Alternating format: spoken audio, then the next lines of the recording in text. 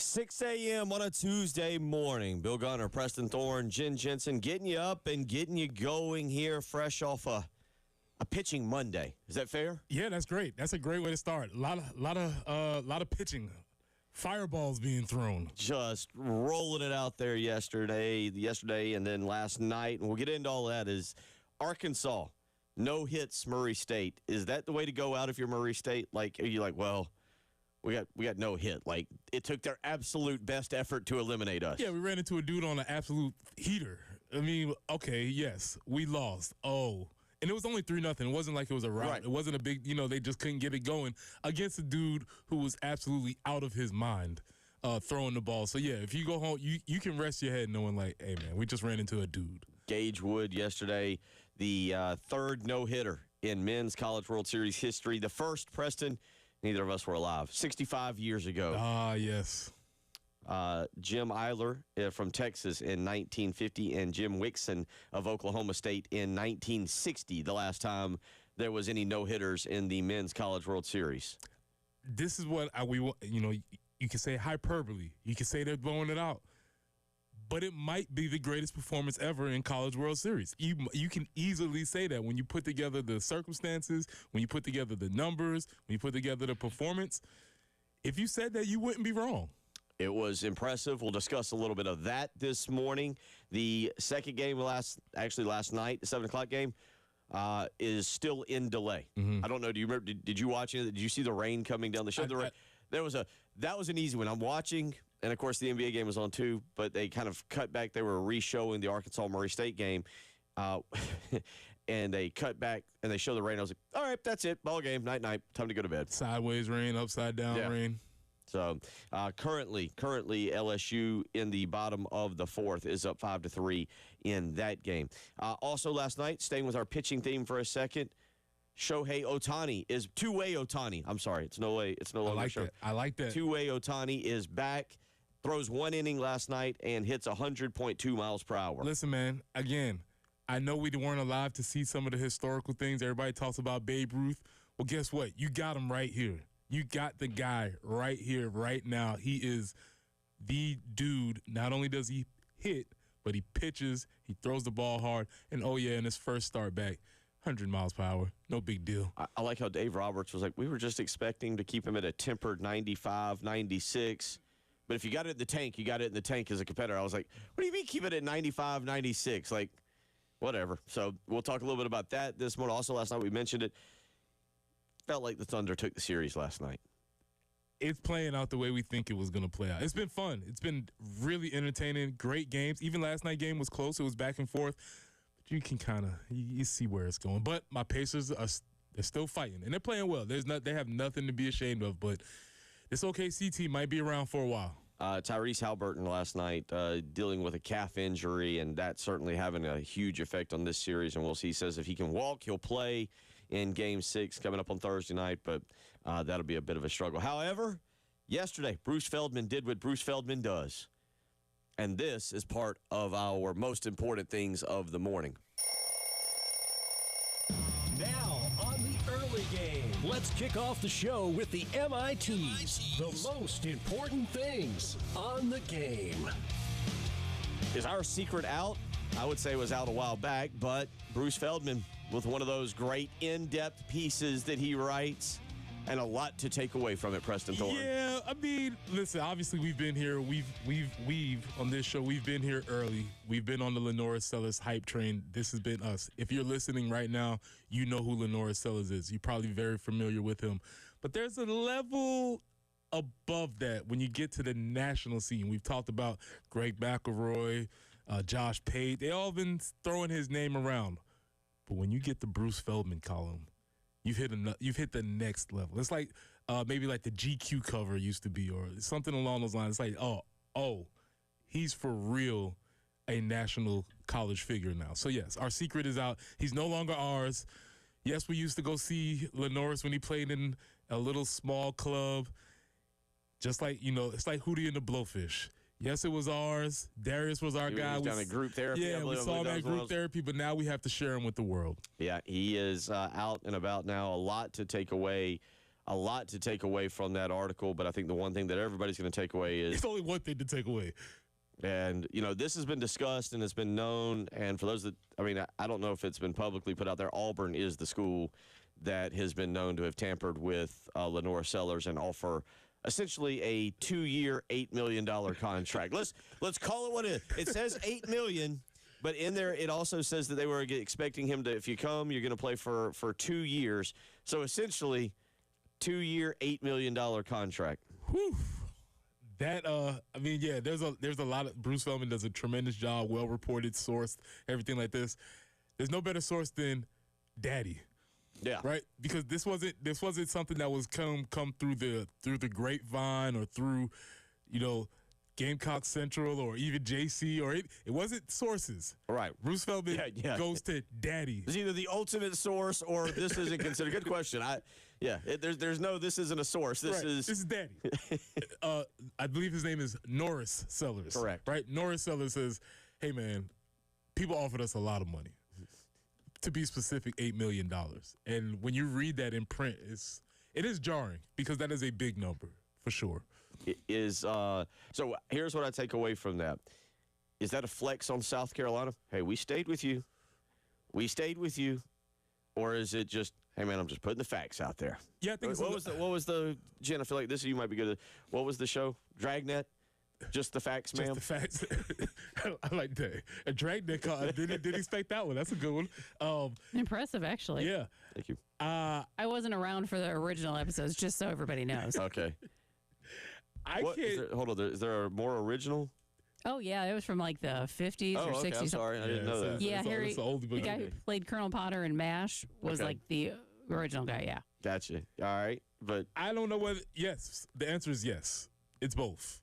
It's saying, hey, listen, everybody out there just understand that. But more so, and I guess this is gathering from reading the article, gathering from what we know about him and the family. I don't think it's just saying like, yeah, this is just what happened.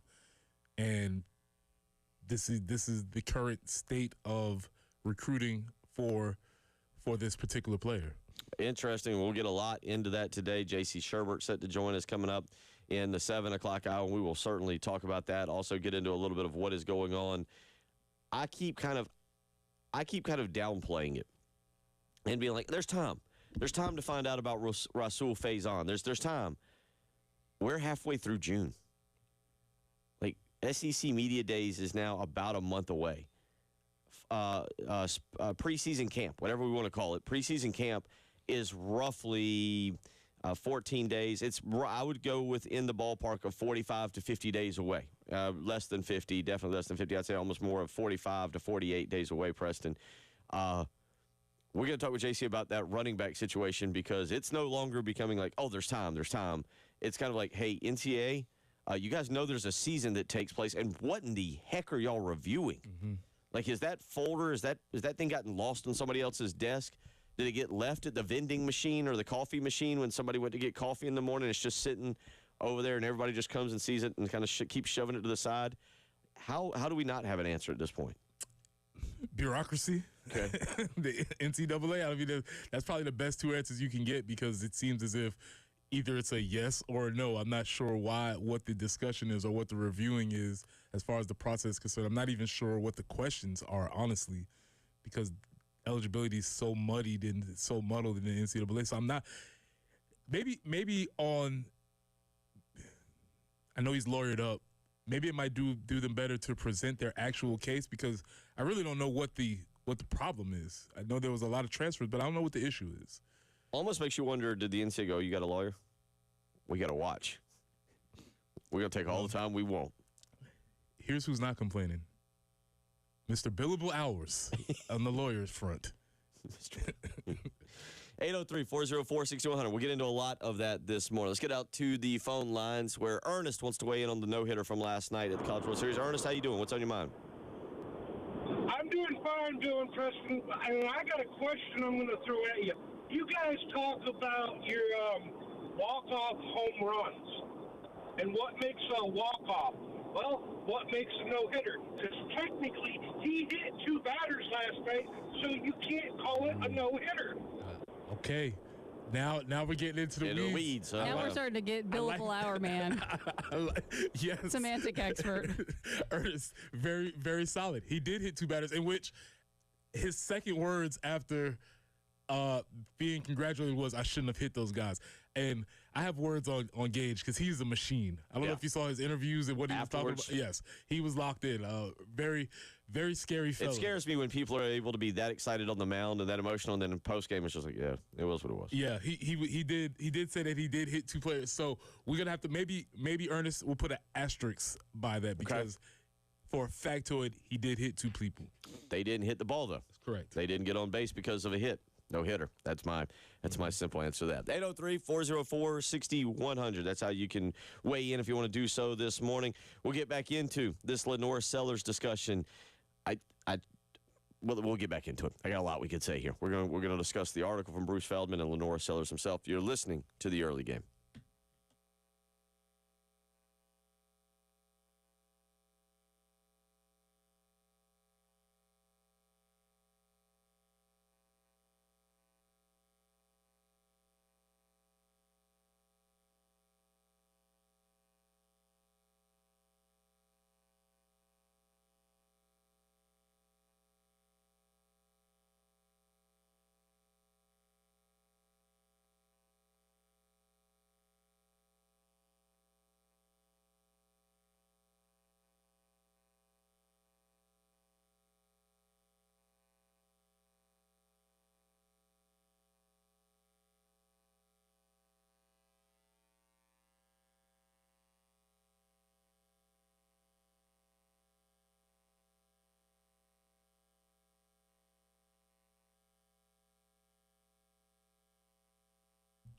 Pressing for our good friends at Integrated Media. Listen, we've been trying to tell you, and now it's 75 days till kickoff. The season is approaching quickly.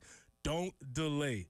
Get yourself ready with your outdoor setup so you can be ready for the kickoff. You can get Samsung Terrace TVs that are waterproof. You can get outdoor speakers for TV and music. Wi-Fi that works indoors and outdoors. Or my personal favorite, you can control all your devices from just one remote. From home theater setup to adjusting your thermostat or monitoring your security systems from your cell phone, Integrated Media is the company that you need to call. So listen, you can call Nathan and Michael at 803-948-8327. That's Nathan and Michael at 803-948-8327. The season is quickly approaching. Give the folks at Integrated Media a call or reach them online at integratedmediainc.com. That's online at integratedmediainc.com.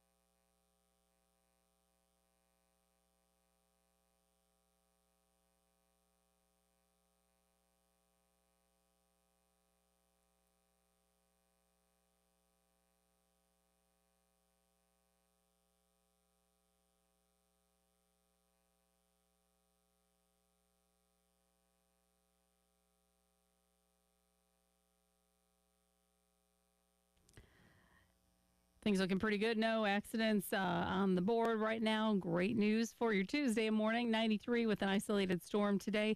Heat index could be approaching the 100-degree mark.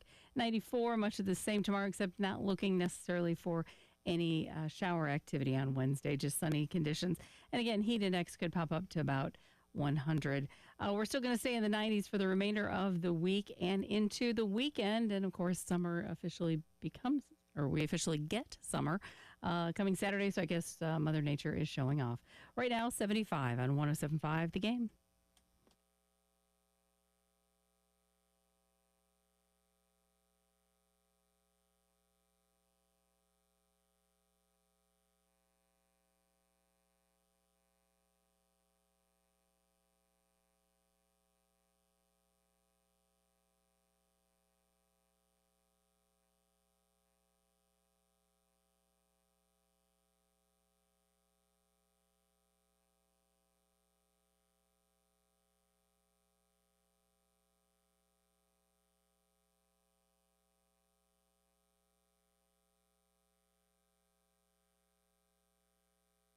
He hadn't pulled one out from the gut of the running back in a while and run it himself. Wide receiver, here he comes, left side. Got option play. Sellers into the end zone. Touchdown, Carolina. Touchdown, Lenore Sellers. It's been a rough night for the redshirt freshman. But his 3-yard run just puts us up 22-19 after the turnover with 6:11 remaining for the Gamecocks to make everything all right on a tough night at Williams-Brice Stadium. Extra point upcoming. Got a long way to go, but that was a big one right there. The defensive play from Dylan Stewart, but also just Sellers taking it on the edge and just seeing it and reading it right and just using that frame to get in for the touchdown. Remember that night? And his acrobatics when he went in the end zone and just kind of like almost backflipped himself back up. Dang. Does anybody remember that night when we all walked out? Didn't hear a lot of launch 'em. Wasn't a lot of emotion. It was a palpable sense of relief on that particular play. Let's go back through that night real quick, just for a second. And I think this is important because this is how the Bruce Feldman article starts. It starts laying out the Old Dominion game. Lenore Sellers that night was 10 of 23 for 114 yards. For South Carolina to win that game, for people who forget, South Carolina had to recover 2 fumbles inside the 10-yard line. And as you just heard Todd and Tommy there re-describe, that touchdown comes with 6 minutes and 11 seconds left. South Carolina trailing 19-16. Was not looking good. It was not looking good. The Boo Birds were starting to peek their way out of their nest. Things were not looking great. Remember, we just came off of having a great quarterback in Spencer Rattler, and now this guy with goggles on who's supposed to be the savior is 10 of 23. Bill, you didn't say his rushing statistics. I was going to get, 22 carries for 68 yards. Yeah. Not great. It was not a celebratory time in Williams-Brice. And I think it's real because Bruce Feldman is really good. He starts this article talking about the trajectory of Lenore Sellers with this game, and it was not a sure time for Gamecock fans. No, this was coming off of, again, a lot of hype, a lot of just right. Remember, Rocket Sanders in this game as well is making his debut, and Rocket Sanders actually had a decent night, 24 carries, 88 yards. I think that's that rushing stat that you gave also because there was a lot of, hey, snap it to Lenore and let him run left or right. Yes, it We're was. all like, this looks like something we draw up in like Pee Wee football. Snap it to the best athlete and just tell him run left or right. And again, you can't not think about we just came from seeing Spencer Rattler being able to make every single throw and having a cannon for our arm in the NFL. We just had the NFL quarterback, and now it seems like we have a dude who can't play quarterback at all. 10 of 23 for 114 yards. Yeah, it was. You mentioned that again. The numbers that night. South Carolina as a team had 56 rushes to 23 passes. By the way, 56 rushes for just 174 yards, a 3.1 yards per average rush. And maybe some foreshadowing. He was also sacked 4 times that night. Maybe there was some foreshadowing what that was going to be. But, and the article starts with this, and then it lays out what we know ended up happening for the end of the year.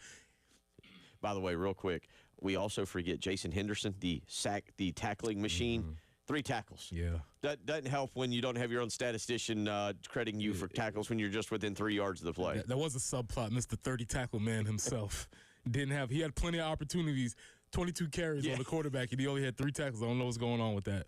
But yeah, the Lenore Stellis story is out. Our secret was there. We had him. He was under wraps. Now he's a big deal. And this particular article, which was written by Bruce Feldman in the Athletic, the New York Times, he goes on to lay out how the year started. He talks about his recruitment, which we'll get into with JC. Talks about his re-recruitment process by some other schools, and also what he did last year. And I thought that was just a really very insightful article. Very good, and a little bit in terms of what you kind of just said. The recruitment is going to be a very interesting subplot to this. We know it's done. We've seen the projections. Kind of fast forward here. We've seen the projections. We've seen it as high as 2. We've seen it as high as 4, so forth and so on. Do we go into this year assuming this is his last year? I feel like I almost want to say we're taking almost a Colin Murray Boyles approach to it, which, by the way, little side note on this, was invited to the green room, which now means somebody's been like, we're taking him in the first 13 picks. Yes. That is like the sure sign that somebody has said, yes, that's our guy.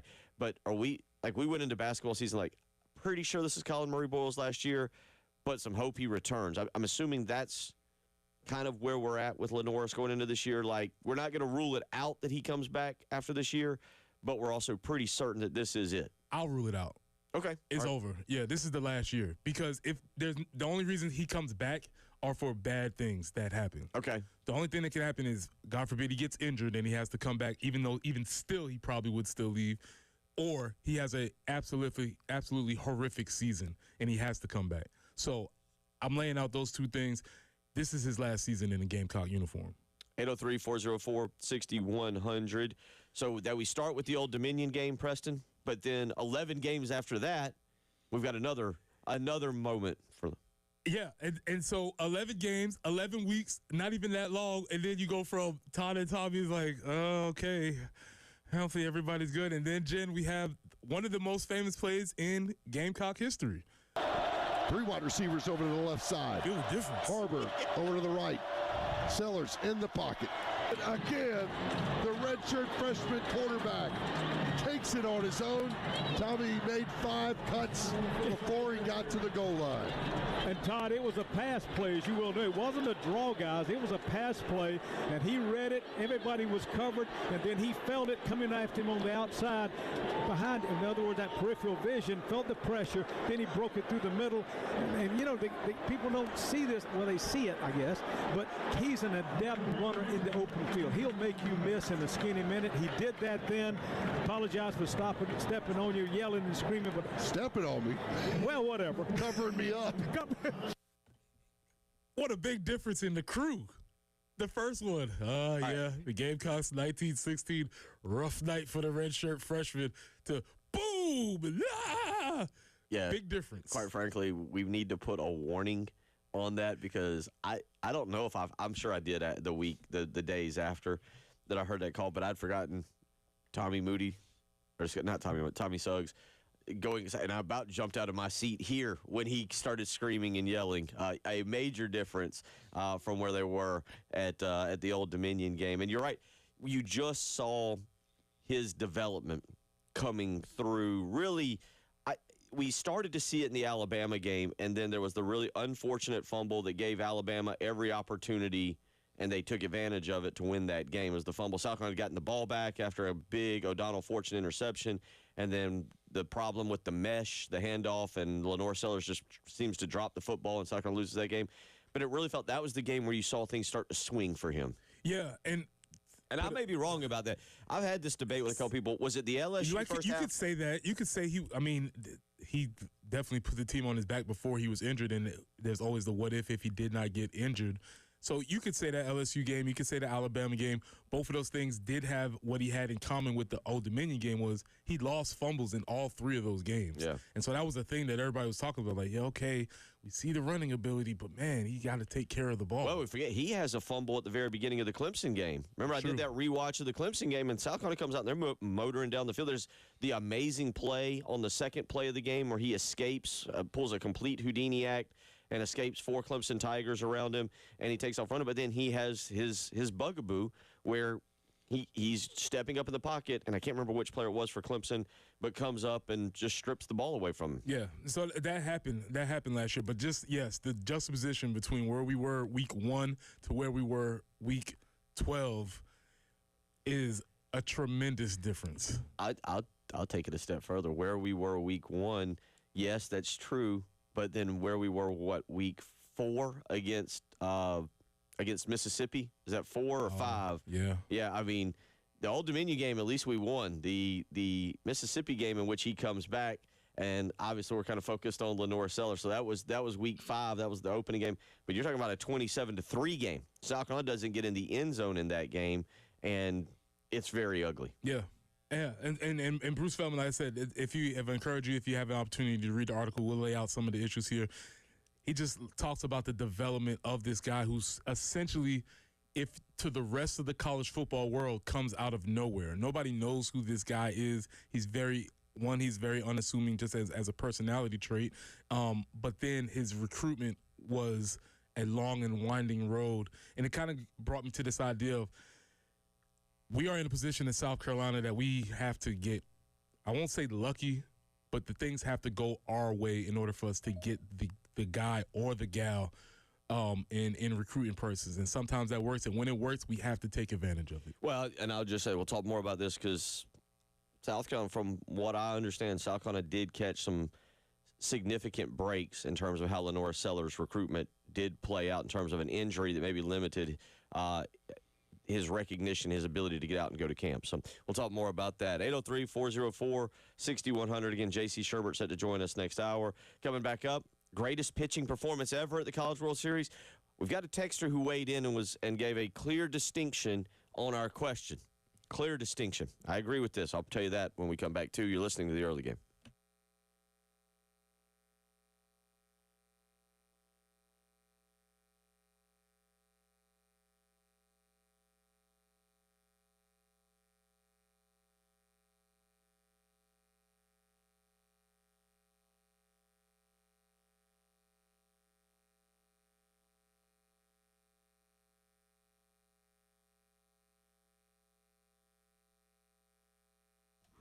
You know, they say perfection is a journey. Well, you know, our journey led us to Carolina Stone Craftsman just outside Columbia.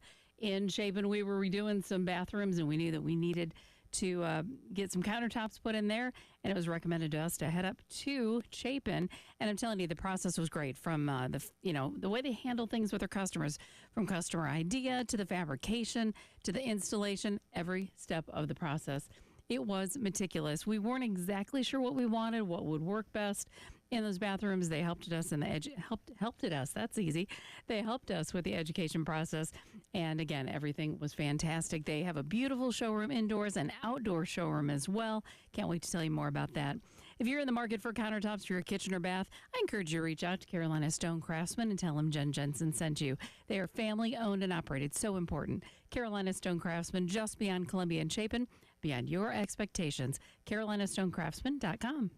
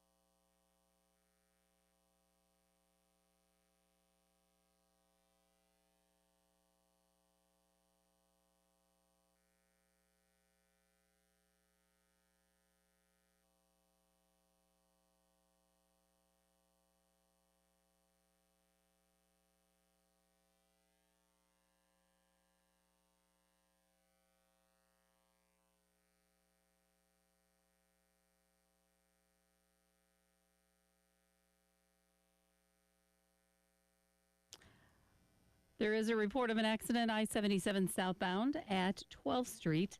So be mindful there. And as far as the forecast goes, 93 for the high today, 94 tomorrow. Isolated storms are possible later on today. But sunny skies for Wednesday. Maybe the return chances for some showers on Thursday afternoon.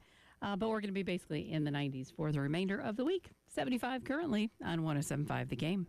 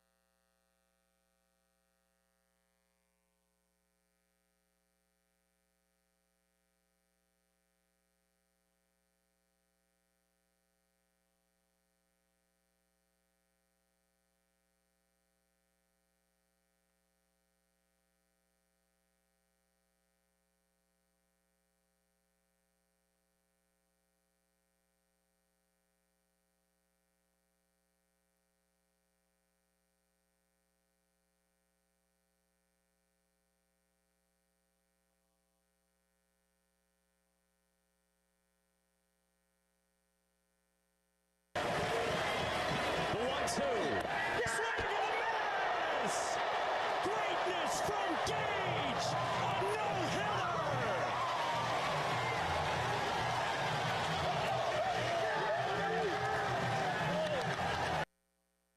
That was the call yesterday afternoon. Arkansas advances. That's maybe the, I don't know what is the bigger picture here. Arkansas advancing, staying alive, or the fact that first World Series no-hitter since, well, just 1960. Yeah, you have to take them in conjunction because they were on the brink of being eliminated by Murray State.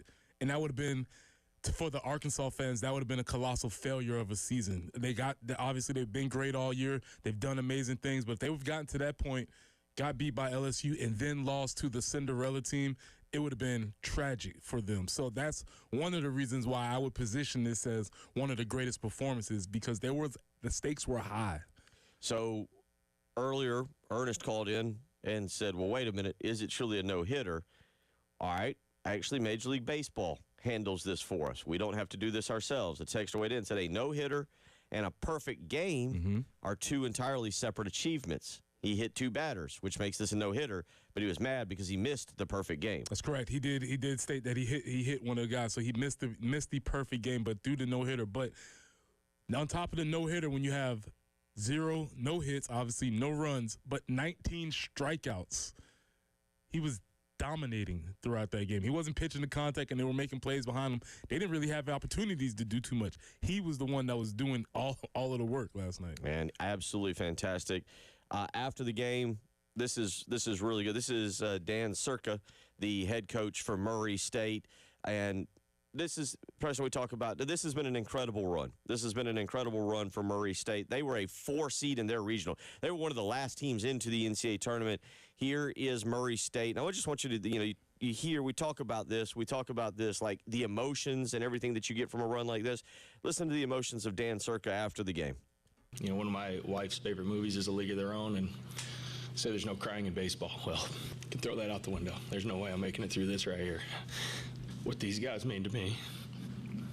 Well, that track down my number is just this journey and what these guys have done to inspire people, to inspire kids to play baseball, to inspire families to watch together, to inspire families to come here and visit and be a part of it.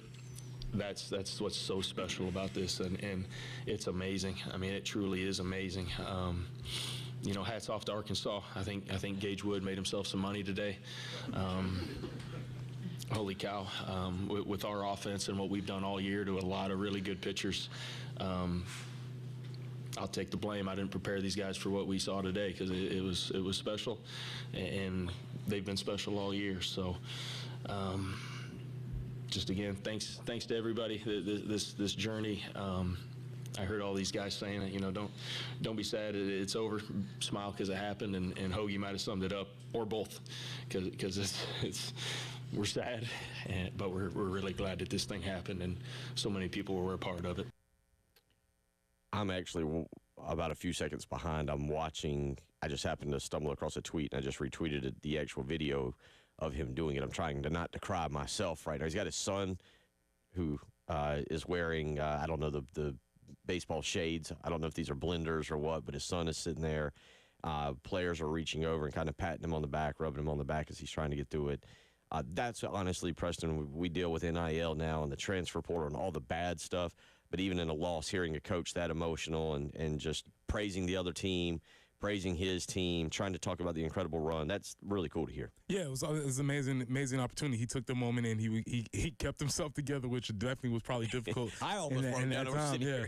Definitely difficult. Kept himself together as a leader should, but he had a misstep. Oh, I know, Coach, that leaders take responsibility, and you're supposed to have your team prepared.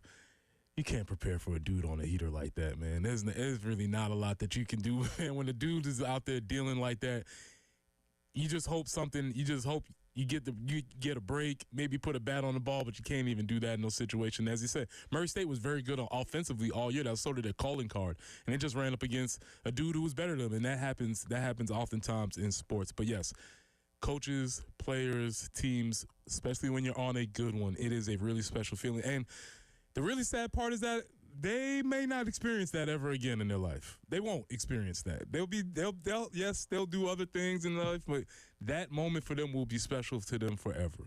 it just kind of dawned on me. I'm like, all right, that's right. We've tried to block all this out. That's right. South Carolina had a rough weekend in Fayetteville, Arkansas, 12-2. 7-run inning game, 13-2 and 11-4. And I was just going back to look and see what Gage Woods did to South Carolina in that game. I believe that's going to be game.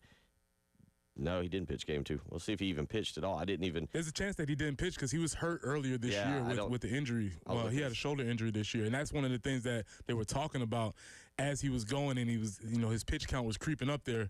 Okay, yeah. The coach from Arkansas was saying, there was no chance. He was not back by the Carolina game. I don't know when specifically he was back, but again, I think about this. You've got everything with the NIL and transfer portal. We just talked in the previous segment about $8 million for 2 years for Lenora Sellers, and that's what we all roll our eyes about. I don't. $8 million is great. Well, I just meant that's where we are in college sports now. Not from that's good for him, but that's not what we're all accustomed to. That is the new norm. I mean, that's now what we do. Mm-hmm. But then you've got something like this where you hear a coach, true emotion in that, and as you just said, he can say, I'm sure he can go out there and tell us, we're going back next year. We broke through the ceiling and we're going to be back. But I'm sure he's like, I don't know if we're going to ever. He's probably like calling his agent, hey, anybody interested in me? Yeah. This was fun. It was fun. It was a really good time. It was real. It was fun. And we all will, the players might have other opportunities. He might have other opportunities. And that's why those moments in time are very special because you always think it's going to happen again. And unfortunately, a lot of times it doesn't. 803-404-6100, how you can weigh in this morning. So we deciphered that. It was a no-hitter, definite no-hitter, not a perfect game. Got to the bottom of that. 803-404-6100 if you want to text in. We'll come back. There's a new Gamecock we got to recruit. Whiteboard, class of 2043, are we ready? Put it on there. We'll talk about this. You're listening to Preston Thorne, Bill Gunner, Jen Jensen. It's the early game.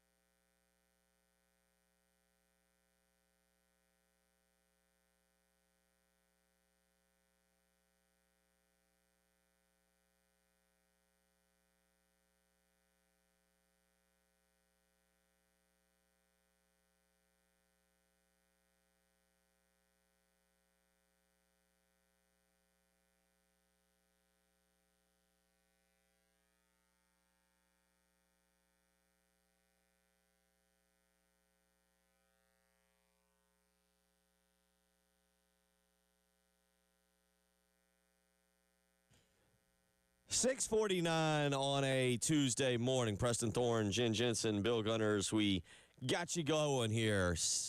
June the 17th. Preston, I got up this morning and looked at the calendar, the little thing that I've got next, and I was like, good Lord, we're past the halfway point of June.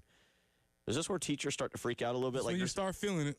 It's when you start looking like, oh, man, last week was fun. I was doing a lot of day meetings with my friends, and now all of a sudden it's like, oh, okay. Still plenty of time. Still good, but until 4th of July. But yeah, is this where you go? Oof, like I was kind of looking at it this morning. 803-404-6100. So were we looking in the wrong direction? Were we looking at Asia Wilson and Bam Adebayo and like, all right, if they have a kid, we need to go ahead and, send some flowers. We need to go ahead and start sweetening the parents up, when we should have been looking to another couple. Yeah, definitely were misdirected because there was a couple of reasons. One, they were not both Gamecocks. Two, they were not claiming themselves as official, while this couple has been official for a long time. They've been in this. And there's two Gamecocks, and I believe we have some highlights here. And let's just see. I'm going to let Jen do dealer's choice here. So there's a new Gamecock who has been birthed, and the class of 2043, which I don't know what that sounds like to your ears, but well, no, I don't know. I can't do that, and I'll tell you why, because reclassification these days. That's very true. You don't know. So, one Gamecock, Jen. Let's hit one of these clips, please. They find Jones. Bree Beal shadowing her, getting the stop on defense. Great defense by Bree Beal. Great defense by Bree Beal. Okay, so we have one of our candidates, one lockdown defender who was a Gamecock. And Jen, can we have our other Gamecock, please? Snap to Nix.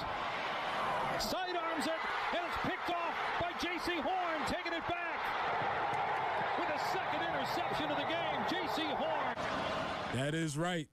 Congratulations to the proud parents, Bree Beal and J.C. Horn, who who had a child, a young daughter. So Ashley Chastain, Dawn Staley, whoever else is on the boards, be prepared. But when we talk about this idea of what college sports is about, this is what college is about. You go to college, you see your sweetheart, you meet them, you stay together. These two were dating in college. They met, obviously, on campus. And so this is a perfect story. So if we wanted to say, we don't want to talk about all the other things, sometimes we forget that the athletes are actual people, human too. beings. Yeah, they're kids, humans. they're and they do other things besides. Trying to build a life besides. Yes, yeah. We've missed these things. That happens? I didn't think that happened. We missed these things. And so these two young people were smitten with each other, and they have an opportunity. They meet in college. They've been dating for a significant period of time, and they've been through a significant amount. JC's been drafted, has done well. He's been injured. Bree's been drafted. She got cut. So they've experienced life together, and now look at them. They have a little bundle of joy for them. So this is when we talk about what is success in college, this is ultimately success. You have these two people who meet in school, come together, make a union, have a family together. And so hopefully much success and best wishes to them, because that little lady's going to be under some athletic pressure. Oh, man. Which parent do you think provides the most athletic pressure there? I'm gonna go out on a limb and say Bree. I kind of was leaning to that too. I'm gonna go out on a limb and say Bree. And Bree's she's on my Mount Rushmore Gamecock favorite players. And she was a defensive menace. And like I said, that young lady will. I imagine JC's gonna be like, all right, Bree, that's enough. Let's relax, take it easy on the princess and all that type of stuff. And Bree's gonna be like, no. She's gonna be in defensive stances. She's gonna be doing drills. At age 3, yeah, absolutely. Wall sits in the house. Yes, yeah. Absolutely. So yes, congratulations to Bree Beal and J.C. Horn. And again, this is what we talk about when folks go to college and you meet your sweetheart and you have a chance to make a family with them. This is a really, really cool story that we should promote these types of things more often, because it's really, really cool that this happened for them. On the flip side, J.C. Horn. He's on deck. People are talking about he's recovered from his injuries. He's got the big contract. Panthers are on the up and coming, so we'll see how that works out. What an exciting time for him. Yeah, for sure. Yeah, that really is. It's like a perfect time, because he gets to pick and choose a little bit of what he wants on this. Like, honey, I can't get up and go take care of the baby. I got camp coming tomorrow. I got mini camp. I got to be. I'm coming back from injury. Our contract's on the line. You got the baby. She says the guy that won the U.S. Open went at 3:00 in the morning to get medicine for a sick kid. So yeah, suck it up, Buttercup. Also, I love the idea of Breeze is just like, oh yeah, your time at Carolina. How many games did y'all win? Look at all these rings that I got. Oh, that would be unnecessary. Hour 2 on the way.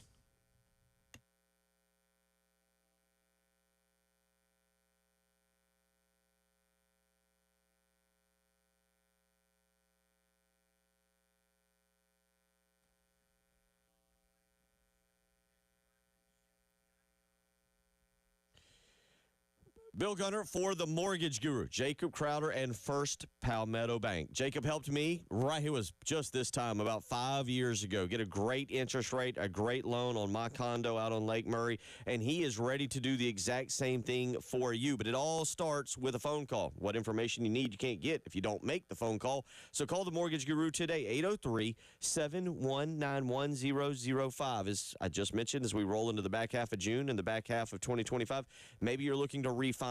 Maybe you're looking to purchase a new home, or maybe you're looking to build. Well, if any of those three are true, call Jacob Crowder today, 803-719-1005. You can also email him to letter J, Crowder, CROWDER, at firstpalmetto.com. Reach out to him today. See what options are available for you, what interest rates are there, and see how he can help you. Again, 803-719-1005. Call Jacob Crowder today.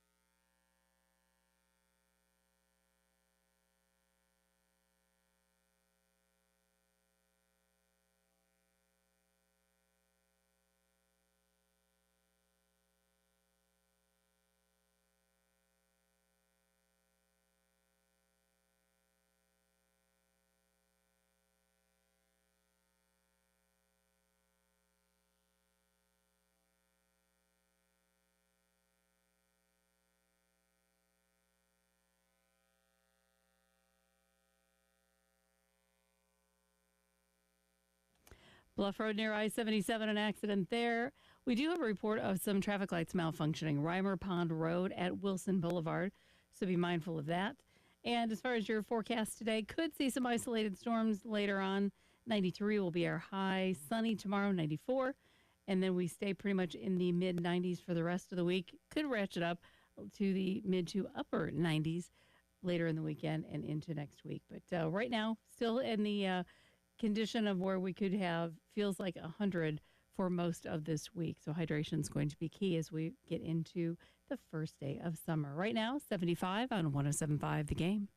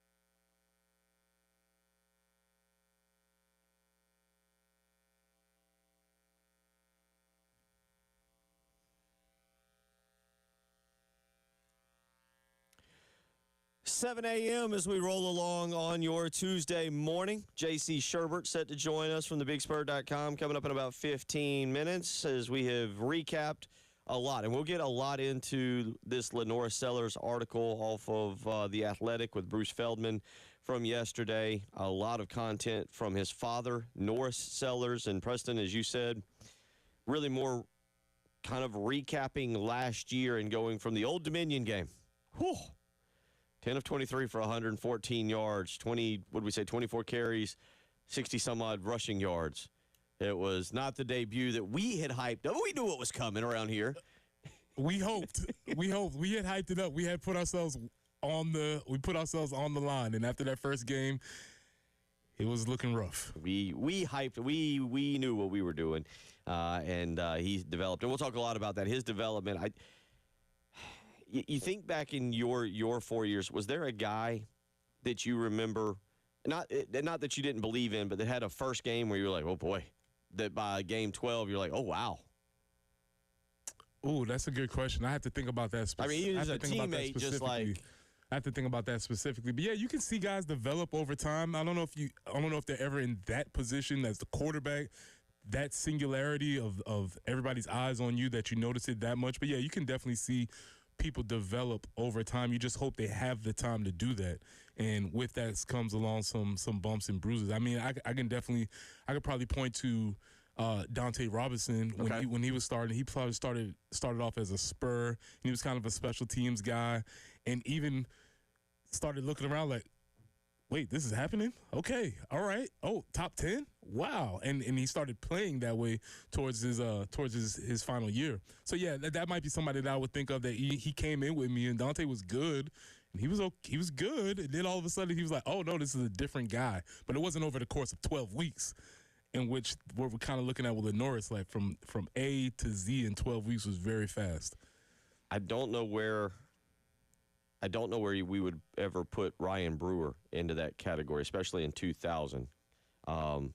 Because it was 2000. Did he come in 99 or 2000? He came in 99. Okay. I'm just thinking because of how he capped off the year, obviously, in 2000 with that Outback Bowl victory and obviously doing it against Ohio State. But I don't know if anybody looked at Ryan Brewer. I could be wrong. I barely remember last week, let alone 25 years ago. But how people looked at him in game one against New Mexico State, against how they looked at him after running over Ohio State in that particular game. Yeah, his profile definitely obviously grew. I mean, yeah, and that's the thing about some of these conversations is that you have to start making plays on a national spotlight. You have to have these opportunities, which Lenoris did, which Ryan did. I know Ryan is a part of this station, goes on with Jay. Might have to ask him, hey, do you think Ohio State would have offered you $8 million for 2 years after the Outback Bowl? Yeah, I believe they would have. I believe Ryan would have done very well in the NIL space for sure. Definitely. So we'll talk more about that with J.C. Sherbert coming up. Also, we've been talking College World Series.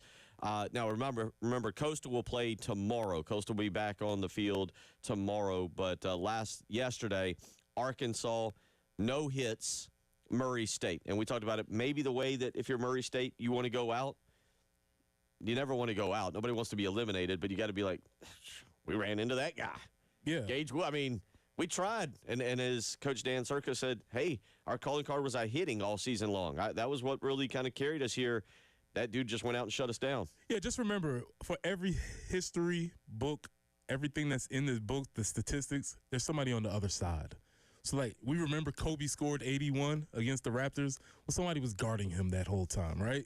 So when we look in this and we see Gage Wood had 19 strikeouts, somebody at Murray State, maybe multiple, can be like, yeah, I was one of those guys. I can always look back when nobody believes that I ever played baseball again. They can just pull it up and say, remember that dude? Yeah, that was me on the other team. The second game, LSU and UCLA, has 3 innings complete. They're in the 4th right now. It is 5-3 LSU. And if you're like, wait a minute, Gunner, it's 7:05. Well, that game was called or postponed, suspended due to rain. They are going to get going again at 11 a.m. this morning. What does that mean, Preston? Real quick, I'm throwing this at you out of left. This is curveball. What's our shot count update? Because that means, by the way, let me make sure it's 11 a.m. Eastern time, which means means 10 a.m. Central Time, which means I hope Rocco's has been open since 7 a.m. According to the latest post, Rocco's said their two favorite words: rain delay, and so they have increased exponentially. LSU is still in the lead, 17,746. Murray State still second place with a paltry 7,000. Oh, so LSU is 10,000 shots above the next one. Arkansas 6,000. Coastal just doesn't make the cut at 4,000. 4,500. Let me not short them. Gotta get it on the old Twitter machine. There's a 10,000 Jello shot difference between 1 and 2. But I was gonna say overall, and this is so much fun. But the part that I love even more, being the sappy one, the amount of money they've given to charity from this. Sure. For sure. As if you don't know what they do with the Jello shots, $1.50 from each of the Jello shots goes to distributed charities. $1 goes to the local charity of the team that buys them, and 50 cents goes to the Omaha Food Bank. I mean, we're talking in 2024, $145,000. How much are they? Are they $5 each? $5 a piece. Okay, so restaurant keeps two. Got it. Nice. That's fun and that's good. And I need to get on Twitter today and tell Coastal fans, hey, you got another day off. Get over to Rocco's and get that thing going and maybe see if you can make a rally there. LSU, I think LSU's already claiming a national championship is what it is. Yeah, they're celebrating like projected. We can go ahead and mark this one as a win. So that's your College World Series. What's going on there today? Again, 11 a.m. Eastern Time if you want to throw that back on the television and pick it back up. Also later on today, it'll be a triple header, and so this will be fun. As we're in those, some of you kind of talk about the teachers that are out. You got all-day college baseball, which is a lot of fun. 11 a.m., and you get almost the full game in the fourth inning with LSU and UCLA. Then at 2 o'clock today, elimination game, Oregon State, Louisville. And, again, the winner of that now would have to beat Coastal Carolina twice. That's a tall task. I don't see that happening. Obviously, Coastal's in the driver's seat. But going back to that, why that performance was so impressive, because it was an elimination game, because Arkansas has these high hopes of advancing. They're, as Jamie said, one of the best teams in the country. And if they were to go out against Murray State, that would have been a tough way to end their season. And Gage obviously stepped up. It's actually a really unfortunate. We talk about reseeding. We've had that conversation. It's really an unfortunate draw for LSU and UCLA, because you think, all right, they're kind of in the catbird seat here. They're in a good position. The loser this morning will at least get a break, but then we'll turn around and play Arkansas tonight in an elimination game at 7 o'clock. Little unfair how that kind of shook out for the loser there in terms of, like, if you'd have finished last night, you'd at least get a proper amount of rest, get some sleep, get everything you need. But instead, you're going to play your game. It's only in the fourth inning, so that thing could drag on for another 2 hours. Obviously, that's not awful, but then you're going to go to the hotel. I'm sure that'll throw your rhythm off a little bit, maybe just a little bit confused how you eat and everything, and then be back at the ballpark, probably about 6 o'clock tonight to take on Arkansas in an elimination game. And Jamie was on with us yesterday. I think Jamie was still kind of saying he thinks Arkansas makes a run. Yeah, he does. Jamie's been on that one for a long time. So that's your college baseball roundup. Also in the major leagues, two-way Ohtani. I saw credit ESPN. They called him that, not me. But Shohei Ohtani last night returns to the mound through 1 inning, 28 total pitches. But he is ready to start pitching and hitting again. And last night, actually, by the way, went 2 for 4 at the plate. Oh, by the way. Yeah. That's what I'm saying. Threw a baseball 100.2 miles per hour in the first inning and then just stuck around. I was like, guys, I'm going to help out tonight. We're playing the Padres.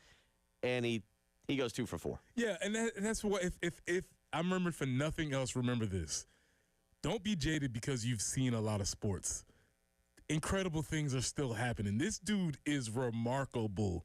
He throws the ball 100 miles per hour, coming off of Tommy John surgery. He hits the ball a ton.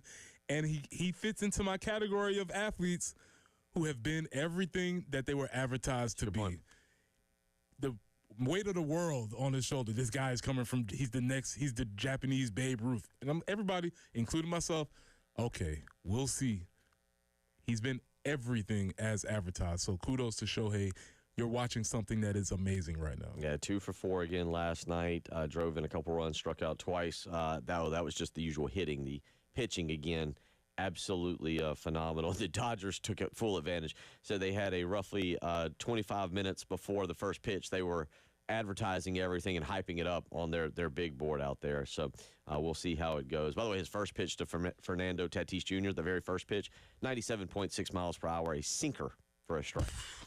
Come on, man. 97 mile per hour sinker. Cheat code What are we doing? that he's got.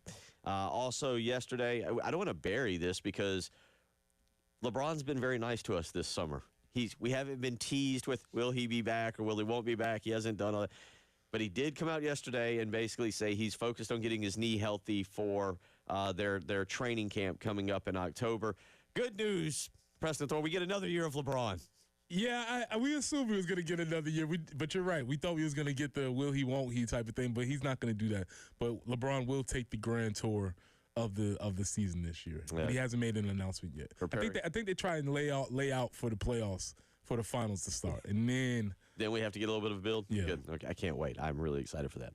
803-404-6100. We roll along. J.C. Sherbert set to join us next. We'll talk a lot about Lenora Sellers. You're listening to the early game.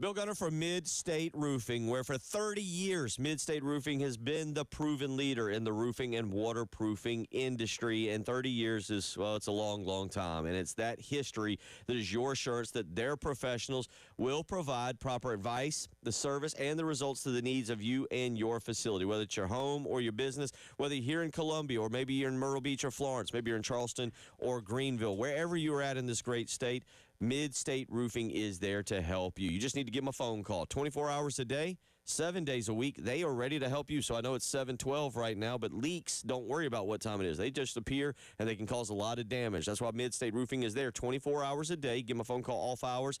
It'll be an on-call technician. During hours, a Mid-State Roofing employee. That phone number, 803-356-1919. Again, 803-356-1919. If you've got a leak, let Mid-State Roofing take a peek.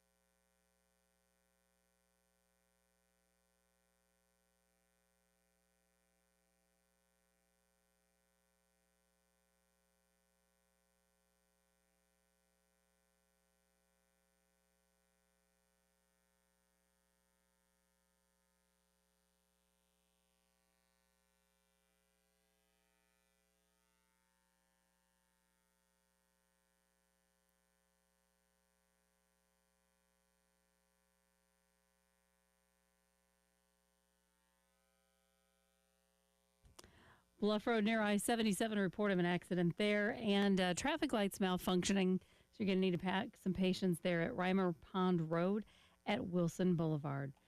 And forecast, it's going to be warm leading up to the first day of summer, 93 with some isolated storms today, 94 Wednesday and Thursday, 93 on Friday. But each day has an opportunity for the heat index to get up to about 100. So be mindful of that. Lots of hydration this week. It's currently 75 on 107.5 The Game.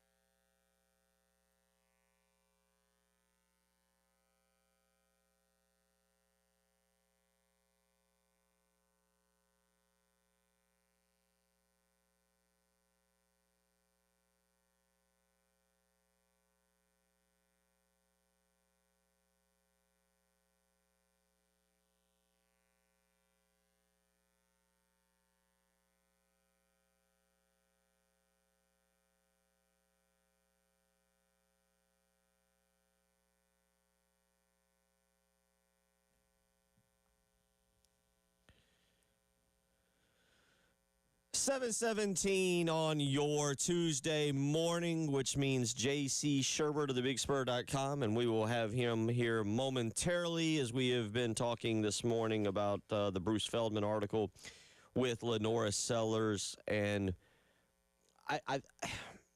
Preston, I don't know what you heard about Lenora Sellers prior. I mean, it was an interesting recruitment. He is committed to Virginia, follows the offense coordinator from Virginia to Syracuse, is going to go to Syracuse.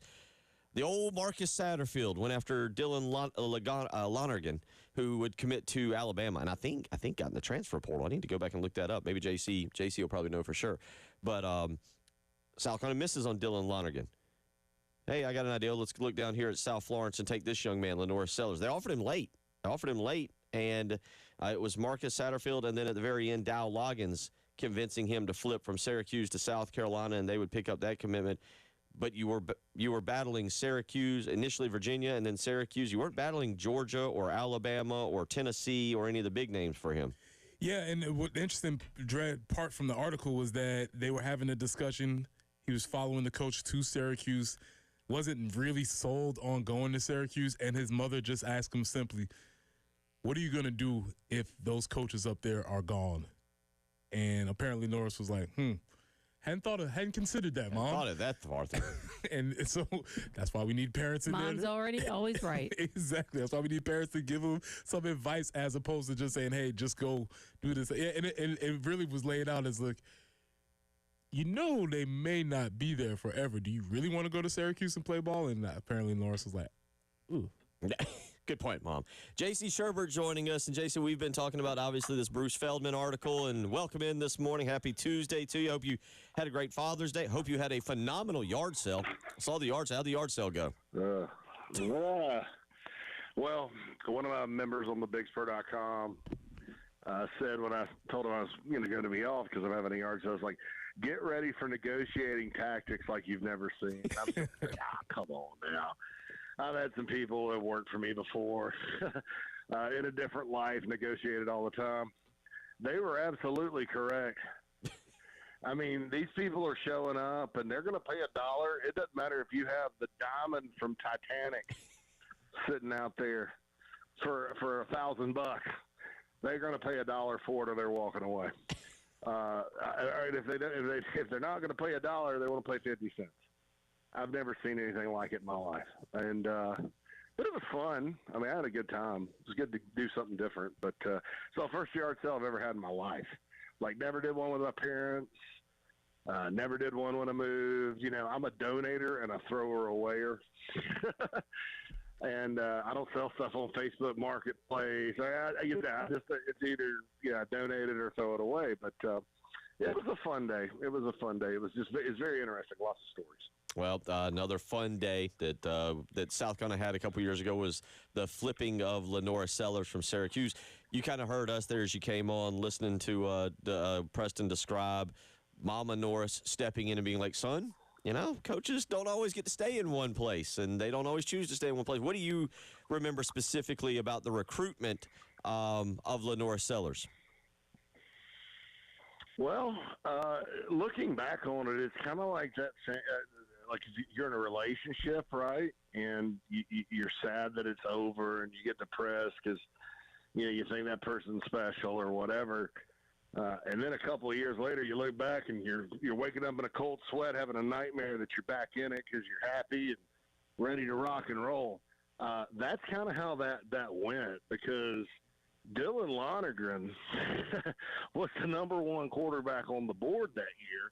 And if you remember, he was about to commit to Carolina and then decided to go to Alabama and play baseball. He was the second quarterback they took in that class. By the way, neither one of those guys are there anymore. Eli Holstein's at Pitt, and Lonergan's at Boston College. But, if that hadn't happened, I don't know. I think he's at Syracuse, and maybe saving the job of the coach. What was his name? Dino Babers. Yeah. Maybe saving Dino Babers' job. Or maybe in the portal, getting that $8 million and going to a place maybe that's playing South Carolina or to North Carolina or wherever. Got to credit Dowell Loggins with this and Taylor Edwards, who was here with, as the recruiting guy at the time, to point Dowell in the right direction. And to kind of close the deal. The previous offensive coordinator, I don't know what he was thinking with that. But once you saw Lenoris play his senior year, he was a no-brainer. I mean, Georgia went by and talked to. I don't know what Georgia, those guys were thinking. I mean, it's like, feedback I got was they liked him, but didn't go on him. So it worked out. But it was one of those things where in an alternative universe, just one dimension over, not a bunch of dimensions over, he's not at South Carolina. So it just goes to show you sometimes that recruiting's an inexact science, and the late bloomer guys is dead. TCU used to load up on guys like that out of Texas. They'd wait and let Mac Brown take the hype guys, and it's just dead. I think they do rankings so daggum early. Nobody wants to be wrong, so nobody's got the guts to drop a guy, which Newton's law tells us that you have to drop a guy to move a guy up. And so everybody's afraid of being wrong about football players when they're 2 years short of closer to 8th grade than they are to a senior year. And that's what happened to Sellers as far as the hype. But if you're South Carolina, great, because you got him. And he's a special player. There was an injury. I think some of this played in, correct me if I'm wrong, there was an injury his junior year, right? His junior of high school. Was it his junior or sophomore? Yeah, junior year. I always thought it was a junior. It could be a sophomore. But yeah, I know there was an injury that knocked him out for the year, yeah. And because his coach was talking about that. But it was, so maybe that had a factor too. But, I mean, you can turn on the film at any point in his senior season and say, this guy's how big and how fast does he run? See, nobody even knew how fast he was in a straight line. I don't think he camped anywhere until he got to Carolina. And then I got a text. He just ran 4.45. I'm like, holy cow. We're burying the lead here. We're burying the lead. We're trying to dance around the issue. The real issue, the reason why he wasn't recruited is because he wore goggles. He wore sports track goggles. And that's why every coach would look at him and say, I don't know, man. You going to give me the goggles guy? I can't do that. I can't. This can't be my quarterback. Look at him, Bill. He wears goggles, sport tracks. You can't recruit this dude. And everybody just passed him along because he didn't fit the mold of what they thought the quarterback was supposed to look like. Little did they know. Preston, I don't know. I don't know if you're being funny or not. I'm only halfway being funny. Yeah, well, I mean, but I don't think you're off base. Mm-hmm. Yeah, we talked about being a few dimensions over. You're just one dimension over at best. Because the quarterback recruiting is so I mean, you got to, and it's not a position you can afford to miss on a whole lot because, and it's weird because you play one at a time. Guys transfer all the time. I don't know that subconsciously maybe some of the folks maybe thought that. I don't know. But clearly he's gotten everybody's attention now. But that could have been a factor for Goggins. Yeah, I don't know. JC, let's ask you about the other part of that article that really pops out, and that is something we all kind of we've heard this, we've known this, you've alluded to this, other people have alluded to this, but the fact that somebody out there, a school probably in the state of Alabama that has a freeze as a coach, was offering him two years, basically a 2-year, $8 million contract is the way that Norris Sellers described it. Yeah, and of course the headline is $8 million, and it makes it. And people just read headlines these days. Everybody thinks it would be $8 million for one season, and then it wasn't. It was along the lines of what I think Carson Beck got for going to Miami. And look, I do believe there's a lot of really stupid overpaying out there in football, especially for players that are a lot of hat, no cattle, based on hype or whatnot. I think there's a good sweet spot you need to hit with that. Quarterbacks that are proven are worth every penny. And you can still screw it up. Look at Kentucky.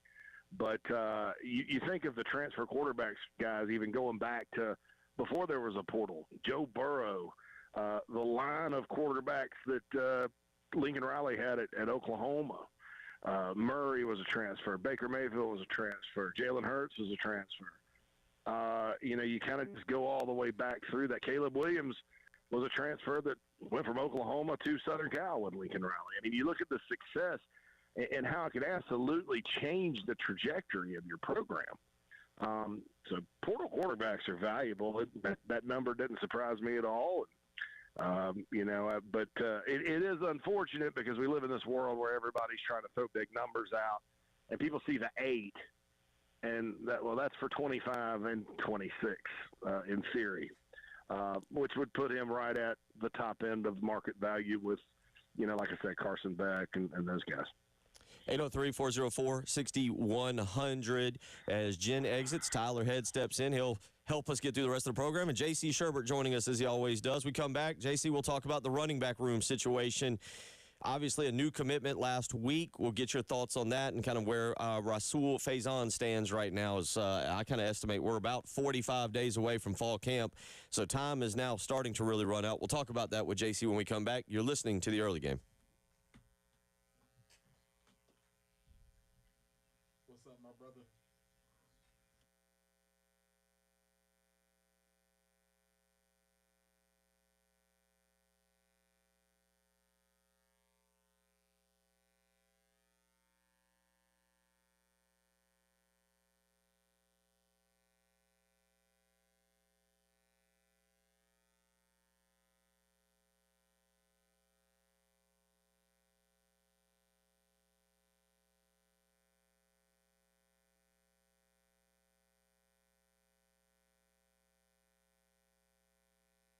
Press here for our good friends at Absolute Glass, the premier glass company of the Midlands, offering auto, home, and business glass repair. If your glass is damaged, shattered, cracked, or broken, they can handle the job. If it's a cracked windshield, it's no problem. They'll come out to your location and they'll replace it for you, usually for free, and they'll work directly with the insurance to take away their headache. That's right. They'll come out to wherever you are, school, home, work, it does not matter. They'll come out to where you are and give you a free quote for any job.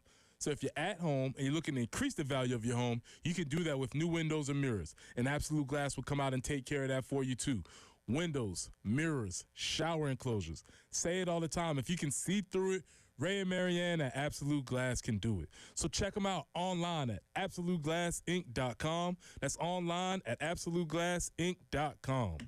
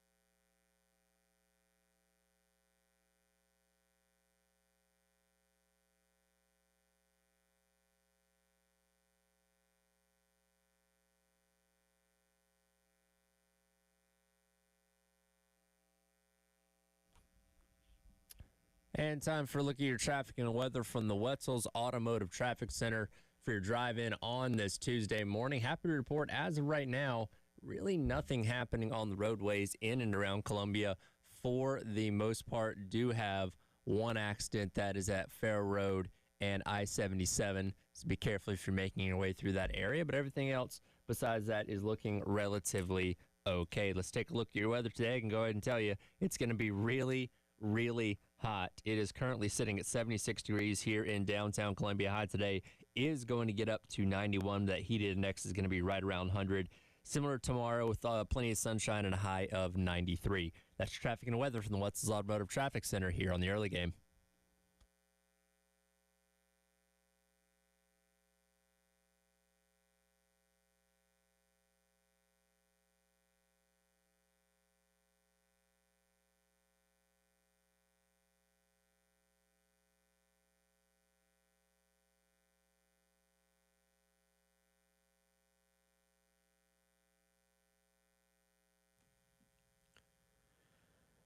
.35 as we roll along with J.C. Sherwood here on a Tuesday morning. Tyler Head stepping in for Jen Jensen as she had to attend to some things. So we will roll along in that manner. And one thing that we're rolling along is through the summer, J.C. But right now we are heading through the summer without an answer on Rasul Faison. Are you surprised it's taken this long? I mean, is this... we know this isn't an ordinary, but, I mean, are you surprised that we're still waiting on this answer as we are now mid-June? Bill, Preston, if I could predict what the NCAA is going to do in a given situation accurately, I would not be on the phone with you right now because it would be 4:15 a.m. in sunny Las Vegas, and I'd be about to go to the Grand Station Casino or one of those old-timey casinos with the Christmas lights around the bar, about to put in my horse bets for the day and become a rich man, Biff Tannen style from Back to the Future, the sequels. But look, yeah, they're ridiculous. My theory on it, and this is just my opinion, and from a kind of 10,000-foot view, is that Charlie Baker kind of gave himself, the president of the NCAA gave himself away. He was talking about the eligibility challenges. He's like, well, we've won 16 of 19, and we're appealing the other 3, and we'll win those. My feeling is what they're doing is sand, because there hasn't been a decision either way. He hasn't been denied. He hasn't been approved. My feeling is they're sandbagging it to kind of run out the clock so he doesn't have legal options, which that's my theory. That's my opinion. I'm not basing that on anything that I've been told. I'm just because there's just no way. I mean, and his case is so unique too. What they're trying to, if they do deny him, they're holding against him basically one spring at Marshall in 2019 where he came in as a gray shirt. I believe he practiced some, and then he left football for 2 years. He only played 3 years of college football, period. That's JUCO, Utah State, whatever. I don't get it. You know, if Diego Pavi is eligible, this guy should be eligible. I mean, there's no, holding that against him way back when, given the life path he's had to endure and journey, is ridiculous and flies in the face of what the NCAA claims to be all about. But they don't always make decisions, based on they make a lot of decisions based on reinforcing what a lot of people believe about them, which is that they're not in it for student athletes, that it's a gigantic bureaucracy that's beholden to, their bylaws and rules over everything else. Quite frankly, that's why the Power Four has a separate enforcement arm for the NIL stuff in the House settlement, is because of crap like this. Nothing moves quickly. They have a committee that meets on a committee, on a committee, on a committee. None of those people are qualified to make any decisions about anybody's life, by the way. And it's just, it's ridiculous. So do I think he'll eventually be cleared one way or the other? Yeah, I can't really see a scenario where he's not. There's not a lot of justice in the world if he isn't. But it's just taken a long time, and, that's just kind of what happens when you deal with the good folks in Indianapolis. What is the South Carolina situation then? Let's just say that Faison isn't eligible, or they drag this thing so far out, JC, that basically he is out of options. What does the South Carolina running back room look like? Because that does feel like it would be a big hole. Or do you feel confident with the young guys in Howell and Fuller to go along with Attaway? Yeah, I may be different.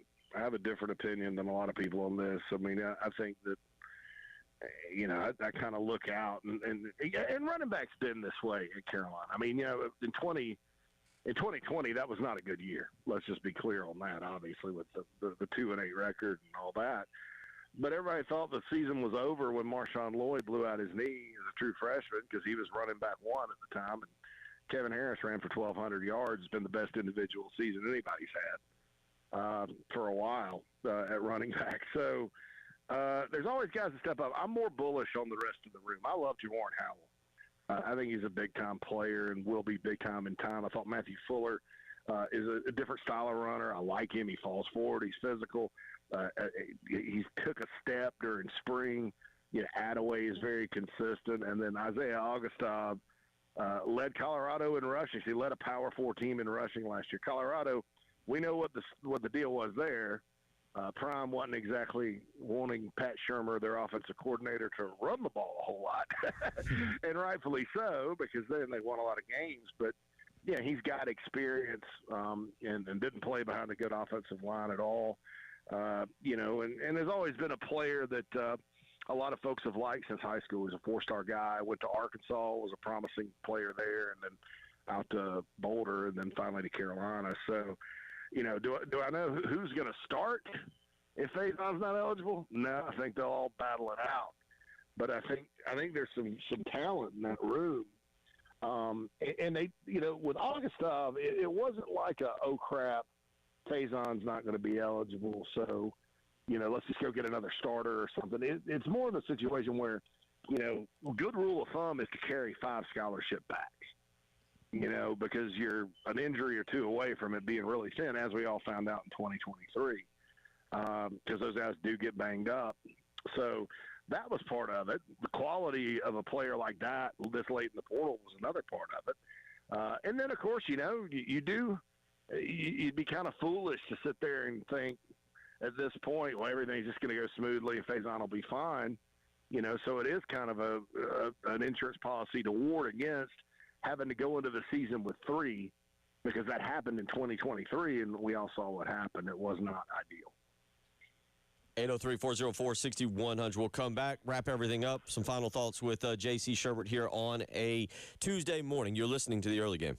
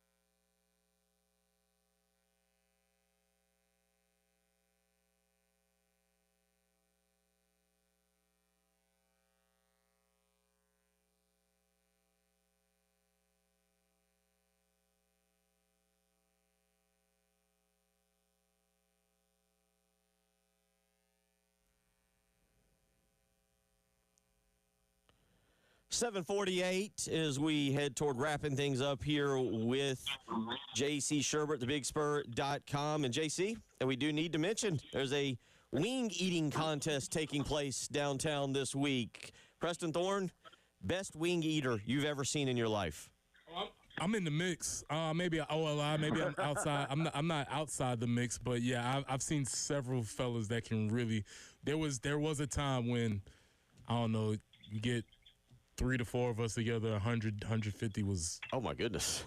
Hey, you're welcome to come compete, Preston. Oh no, JC, my playing days, my wing eating days are way behind me. Those young dudes would run circles around me, and there's new techniques in the game now too. So I don't know, man. Oh yeah.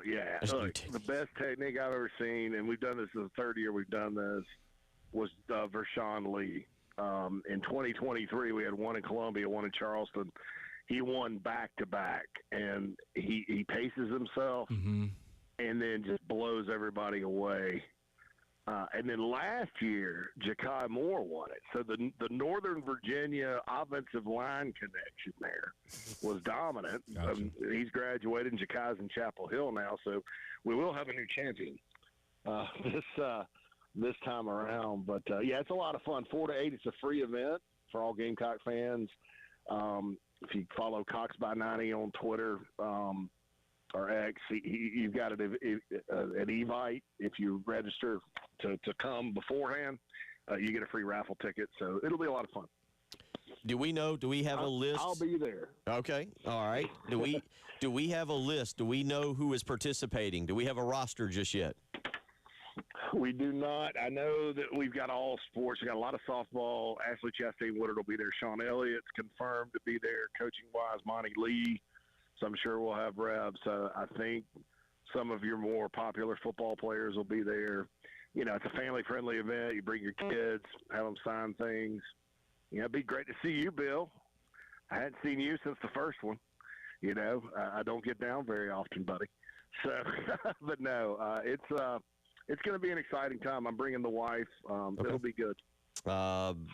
It'll be at you mentioned the Cox by 90 bar, or CB18 Bar and Grill. CB18. That's Steve Tannehill and Cox by 90's bar. It's the old Dr. Rocco's, corner of Hardin and Green. You know, for those that don't get back to Columbia very often or get downtown very often, it's corner of Hardin and Green right there in 5 Points from 4 to 8 p.m. 4 to 8. Yep, it'll be this Saturday at again the Cox CB18 Bar and Grill, and they'll have live music as well. Clay Barker. Do we want to take a real quick guess on the football team? Who you would go with as a wing eating? Do you two want to ballpark? I know we don't have a roster yet, but do we want to ballpark this? Has to be a lineman, right? I would assume. I don't know. Nick Barrett would be good one. pick. Good pick. Good pick. I don't know. Gabriel Brownlow Dindy's new, but he's a big old boy. Big Tree. Oh yeah, I can see Big Tree would. He got in. You know, maybe a little Boaz Stanley. I don't know. You know, but I don't have a list in front of me of like the players that are. I don't want people to think, oh, those guys are going to be there, and then they don't. It's obviously. With workouts and official visits this weekend, the football program's pretty busy. But yeah, I think there's plenty of candidates, but it'll probably be somebody out of left field, you know, that you wouldn't associate with wing eating. You know, like Joey Chestnut, you know, competitive eater. He's back. I saw that. Yeah. Yeah, he's back. That's the grossest thing I've ever seen. You know, he ate 200 Buffalo Wild Wings, boneless buffalo wings in 38 minutes the other day. I will not stand for y'all disrespecting an American hero like this. Okay, circle that. We're coming back to this. What age do you have to retire from competitive eating? I'm going to go with an underdog, though. I'm going to go with an underdog because of intensity, because of competitiveness, because I think he's going to push himself to the limit. It's not even a football player. Sean Elliott's going to be there. I'm picking Sean Elliott. That's not a bad pick. Not a bad pick. Sean Elliott strikes me as the kind of guy, it doesn't matter. It doesn't matter what's happening. His face is going to get red. He's going to get intense, and he wants to win. I pick Sean Elliott if he is entered into this contest. You mentioned he'll be there. If he was in, he'd be a dark horse. It wouldn't be for lack of effort. He'd give it. Oh yeah, he'd be covered. He'd be just slathered in whatever the rub is, the sauce. It's like when George Foreman fought Evander Holyfield back in the day. You know. Okay, I didn't have that one on the bingo card, but yeah. Also, real quick, tonight, I don't know if you two are going to... fights, dude. Those are great fights. Was a great fight. I don't know if you two are going to get into this. Tonight, we get to see the spring game. Oh, it wasn't the spring game. This is the documentary tonight on SEC Network, 7 o'clock. I'll be interested to discuss this. JC, I know you probably haven't seen a preview of it. They have put the little trailer out already for it, but this is what we get tonight instead of the spring game. Anything y'all were looking for in this thing? Because it's a promotional puff piece. No. I mean, I'll watch it, but no. I'm sure it's well done and gets everybody. It'll serve its purpose, which is a spotlight on Gamecock football for the masses to see. But there's a YouTube user out there. I think her name's Aisha. She goes to all the games and shoots a ton of low angle footage, and she got a bunch of spring game plays. So I was able to go back, and that's kind of Hale McGranahan and Alex Jones from the Big Spur have been talking up Nick Barrett. I mentioned him earlier. And so I got a chance to go back and review because I got some video from it, but it was hard to tell. I listened to the broadcast on 107.5 too. Those guys did a really good job. It was a tough job, but a really good job. And I was looking, I saw this D tackle out there, looking like Preston Thorne back in the day. Quick, violent hands. And I was like, who is that? It was Nick Barrett. So I got a lot out of that. So I've already kind of seen what I need to see, but certainly I'll look forward to the documentary. JC, we always appreciate it, buddy, and definitely look forward to seeing you on Saturday at the CB18 Bar and Grill, and we'll catch up before then and let you know some things going on, and we'll talk then. Appreciate it. Talk to you next week. Appreciate it. Hey, can't wait, y'all. See you.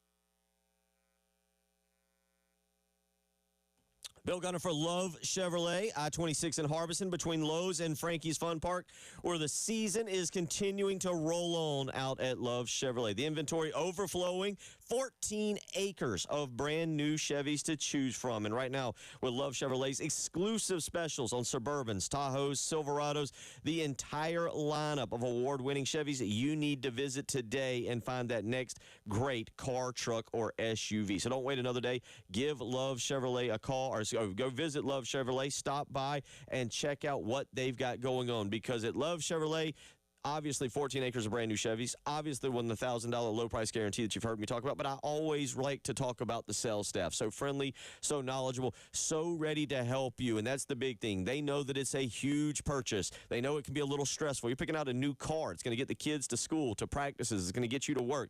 They know this is a big purchase. So go visit Love Chevrolet today, deal with that incredible sales staff, and together, let's drive.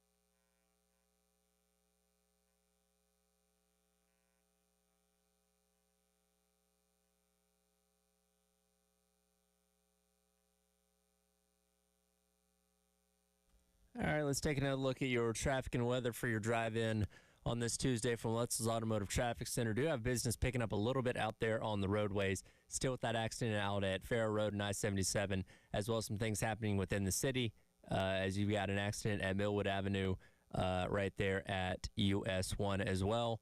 As that seems to be the only accidents going on in the city as of right now. Actually, excuse me, one more at Laurel Street and Two Notch Road as well. Going to be hot today. High is going to be get up to about 91 degrees. Still sitting at 77 here in downtown Columbia right now for your Tuesday morning. That's your traffic and weather from the Wetzel's Automotive Traffic Center here in the early game.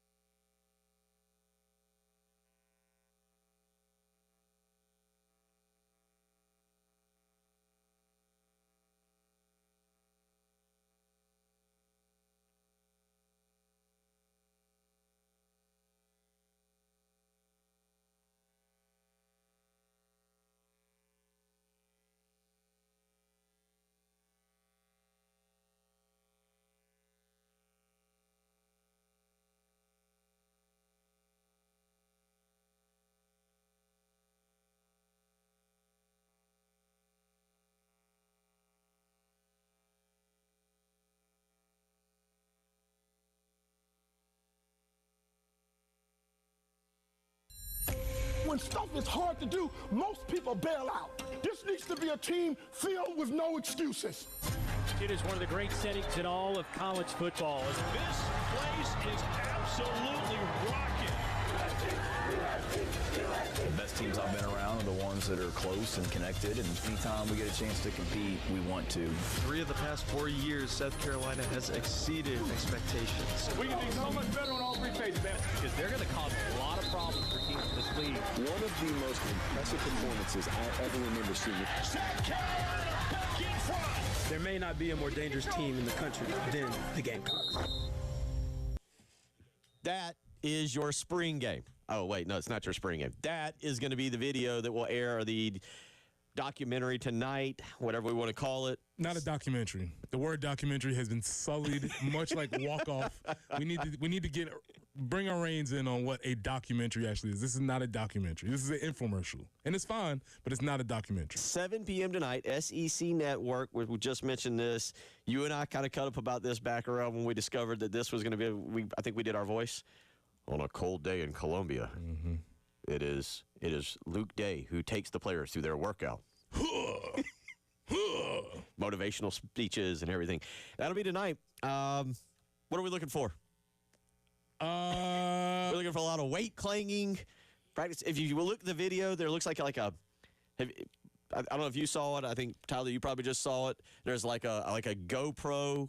Almost, I don't know how they're doing this, but it's almost like a GoPro that's hanging over in front of Lenore Sellers, and you can see him running around. Okay. That's innovative. I don't know what it is. I don't know how they're doing it. I'm sure we'll see tonight. What are you looking for tonight? If I was to look for anything throughout the night, you might want to try and peek into maybe who some of the first lineups were. You might want to see like who's running with who. You might get glimpses. Well, no depth charts now. Remember this. Yeah. But you can figure out who's catching balls from Lenora Sellers, right? Because the dudes that are 6 on the depth chart, they won't be catching any Lenora Sellers balls. You might want to look at that. Maybe you can look at our guys in shape. You might be able to figure out some body sizes and things of that nature. What I'll be looking for is nothing that they'll be telling me. Okay. I won't be. You watch it. I'll probably be able to watch it on mute. But yeah, that's what I'll be if I were to watch it. That's what I would be getting out of it. So most of the teams in the SEC opted for this. I think A&M was the only one that had their spring game televised this year. So 15 of the 16 teams going for this documentary, inside look, whatever you want to call it. Not a documentary. For spring practice as opposed to actually television the spring game. And Alabama's was on the other day in the studio when Terry and I were doing the show, and I was paying attention to it. And again, it's showing a lot of practice clips that aren't really giving anything away. Guys in the weight room, walking around campus, interviewing the guys, and all that kind of stuff. And at the very end, when the credits rolled, at producer, it says Kalen DeBoer and Greg Byrne. There you go. So that lets you know that no pertinent information is getting out in these things, and I imagine that Shane Beamer and Jeremiah Donati will probably be on the producer list for tonight's episode too. Definitely gonna have the final edits. And then again, that's why if I need to get on another soapbox here, this might be another thorn. we've ruined the word documentary. We've ruined it, right? And with the untold stories where we heard about the Gators. Remember that was 2 years ago. That was when we first got wind of this. Very disappointing. Exactly. That was on that was on Netflix. Netflix, yeah. It was on Netflix, and it was this untold story of the Florida Gators, the team who had a confirmed murderer that they just glossed over. And it was just like, I don't know. It kind of happened something, you know. But there's another guy over here catching balls as a tight end and doing stuff away from the field. We had a murderer. Somehow the best receiver on the team was never mentioned. Percy Harvin never got mentioned, and we know he documentedly beat up a coach during his time at Florida. Never mentioned. So yes, you can miss me with every and all sports documentary. if it's not 30 for 30, I'm not doing it. Well, that'll be tonight, and again, that is what we can use instead of the spring game. Maybe it will be better. Maybe you'd rather see the spring game. Speaking of the spring game, it is, again, continued to build the hype for Lenore Sellers. And, Tyler, we've talked a lot about Lenore Sellers this morning. What did you take away from the Bruce Feldman article yesterday? Yeah, I think it was kind of the first glimpse into getting to know Lenore Sellers, the person, a little bit. I mean, again, he's been on campus for a couple years, but every time we hear from him in media availabilities, even times we've had him in studio, he's very cut and dry and to the point, you know, focused on being better, want-to-know mentality, all those kind of cliches that we talk about for players. So I feel like we don't really know Lenore's the guy off the field quite as much, and it was kind of neat to read about him, you know, looking up to Cam Newton and, you know, just kind of, you know, how he handled the, you know, backlash of the first game and reading it on Twitter. And look, it confirms my belief that all these players say they don't pay attention to this kind of stuff. It's impossible to ignore it. If you are online in any degree, you're going to see this kind of stuff, and it's impossible to get away from it. So I thought it was neat to kind of, you know, learn a little bit more about who he was as a person in addition to what he is as a player, obviously. Also, he didn't just mention Twitter. He said TikTok, too. TikTok, too. Mm-hmm. He said he's seen the clips of the ODU game on TikTok, and it really it bothered him. And you can't help it because I see stuff about South Carolina football. So I would imagine Lenore Sellers' algorithm would probably send him stuff about Lenore Sellers and things that people talking about Lenore Sellers that he probably doesn't want to see as he's trying to scroll and do whatever he does. So yes, that was a very interesting glimpse into who he was because, as you said, we hear from him, but he doesn't say much when he speaks. Yeah, we've cut up about that. He is a man of few words when he talks, and so I think the thing that I go back to, and this is where I think there was relevance in a bowl game where some people maybe go, well, it's just a bowl game. South Carolina wins that game, and they win 10. They have 10 wins. And Lenore Sellers, you know, if he plays a little bit better, if he guides them down the field there at the end and they score a touchdown, can y'all imagine? Because can y'all imagine the hype that he would have right now? Because look at what we've already seen with draft predictions and Heisman kind of thoughts, and he's got this huge article. That's why I said that bowl game might have actually been huge. And maybe not winning it turns out to be better because South Carolina's flying under the radar. Obviously, he would have loved to have 10 wins. I can't imagine the amount of hype that he would have right now if he'd have – it wasn't his best bowl game. We all agree with that. That was not the same Lenore Sellers we saw against Missouri, A&M, and Clemson. And it's going to be interesting because he gets a spotlight game on a Sunday at 3 o'clock. No other college games on August 31st. You go out and you do what you did kind of against Clemson, and you throw for 200 and you run for 150. He jumps right up there into that, what I'd say is the top 3 of the Heisman pack. Would you two agree with that? Yeah, no, definitely. It's you got to set the tone early if you want to make a run for the Heisman Trophy. And look, it's obviously going to be a very stacked field, especially with quarterbacks this year on who's going to win that award. And Virginia Tech's got a good defense, but overall as a team, it should be one that South Carolina should be able to beat. So, yeah, if you can go out there and handle your business and wow some people, especially if you have a couple of those Houdini-like plays like we saw so much last year, you might kind of get the ball rolling on that. There was also a quote in the Bruce Feldman article where we talking about learning about who Norris was. We learned about who Norris Sellers was. There was one quote that said, he told his son, "You're 19. What do you need $8 million for?" And I could just imagine Norris being like, "What do you mean? What do I need $8 million?" That would not. I can just tell you, that sentence would not. How does 19-year-old Preston handle that? What do you mean? What? Yes, I do. But it was a glimpse into his dad, and it was very interesting because very stark difference between, say, Nico and his dad and the way he approached it, and his dad saying, you know, we are all in this. And the Norris Sellers, the dad was like, yeah, you don't need that, man. Well, stay over here. And then when Lenoris offered to buy him a new vehicle, was like, what do you need it for? Yeah. This '07 Silverado or whatever he has, it's fine. Yeah. So you get it. You got a glimpse into who he was, who his family is, and that's why obviously Bruce Feldman. That's why he's so good at what he does. But that's the first glimpse we get into who he is, where he's come, his sort of upbringing and his background. But that just struck me. His father saying, "Yeah, trust me, you're not playing for free. You're taken care of. You don't need to go for that. You don't. What does a 19-year-old need $8 million for?" And I could have answered that a million ways. It's a good article. You can go and check it out. Again, New York Times, The Athletic, different places to read it, and a lot of stuff. And as you mentioned, because the comparisons were there, especially now with Mike Shula, who coached Cam Newton, his affinity, or his dad told him, just play like Cam Newton. Yeah, that's a good. Which is easier at the high school level. Now, granted, 6'4", 240 at the college level is still big, right, Preston? But 6'4", 240 at the high school level.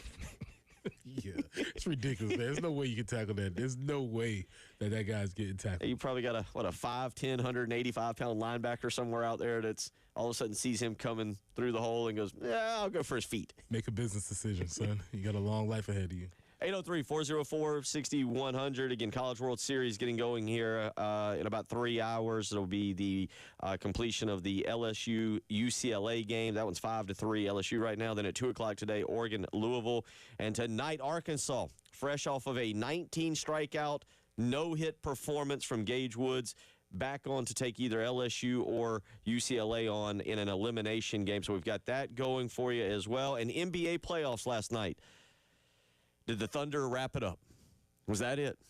Are the Pacers done? I'll get Tyler and Preston's opinion on that. And Preston is just into intros now. He'll lead the way on that as well. You're listening to the early game.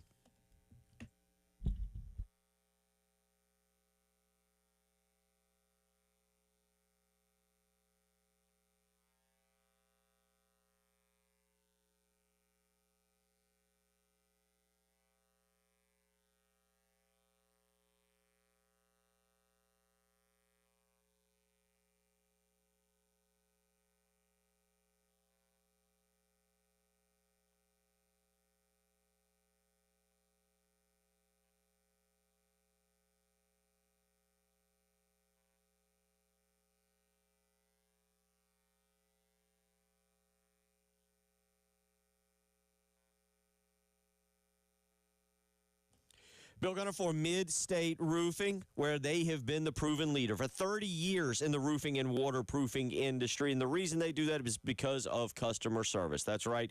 Mid-State Roofing is there for you 24 hours a day, 7 days a week. You can give them a phone call. I did this at 7:12 this morning. You could have called them then, and you would have spoke with an on-call technician. You can call them now, speak with a Mid-State Roofing employee. I've told you before, leaks, they don't care what time it is. They don't even know time. So you could get a leak at midnight, and if you call Mid-State Roofing, you'll speak with an on-call technician who will help you with a maintenance contract and try and work with you to get that taken care of. Whether it's your home or your business, Mid-State Roofing is there to help you. Give them a phone call today, 803-356-1919. Again, that's 803-356-1919. For more information, you can visit them on the web, midstateroofing.com. At Mid-State Roofing, they design and install bonded systems with a protective guarantee that will keep that operation dry and running. Call Mid-State Roofing today. Tell them Bill Gunner sent you.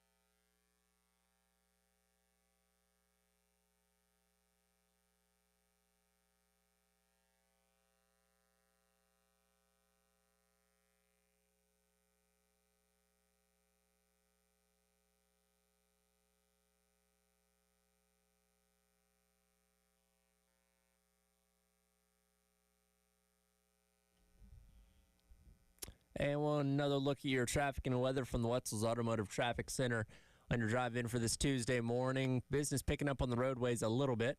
Have a new accident out at Piney Woods Road and Broad River Road, as well as that same accident out at Farrow Road and I-77. So be careful as you're making your way through that area, and still have the accident there at Millwood Avenue and US 1 there in the city.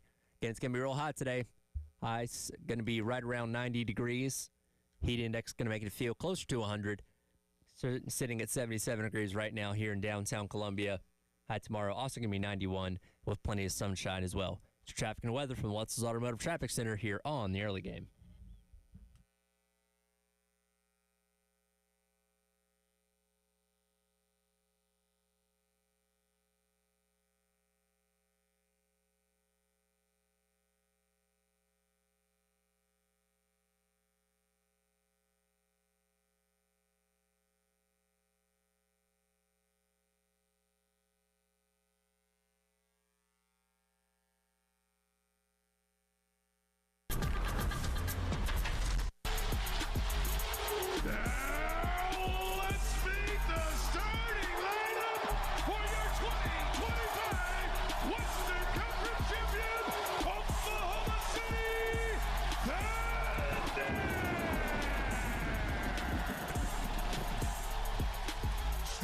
How does that make you feel?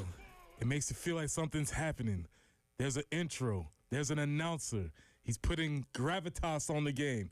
And last night, for the first time, Bill, since 2013, the NBA Finals aired introductions.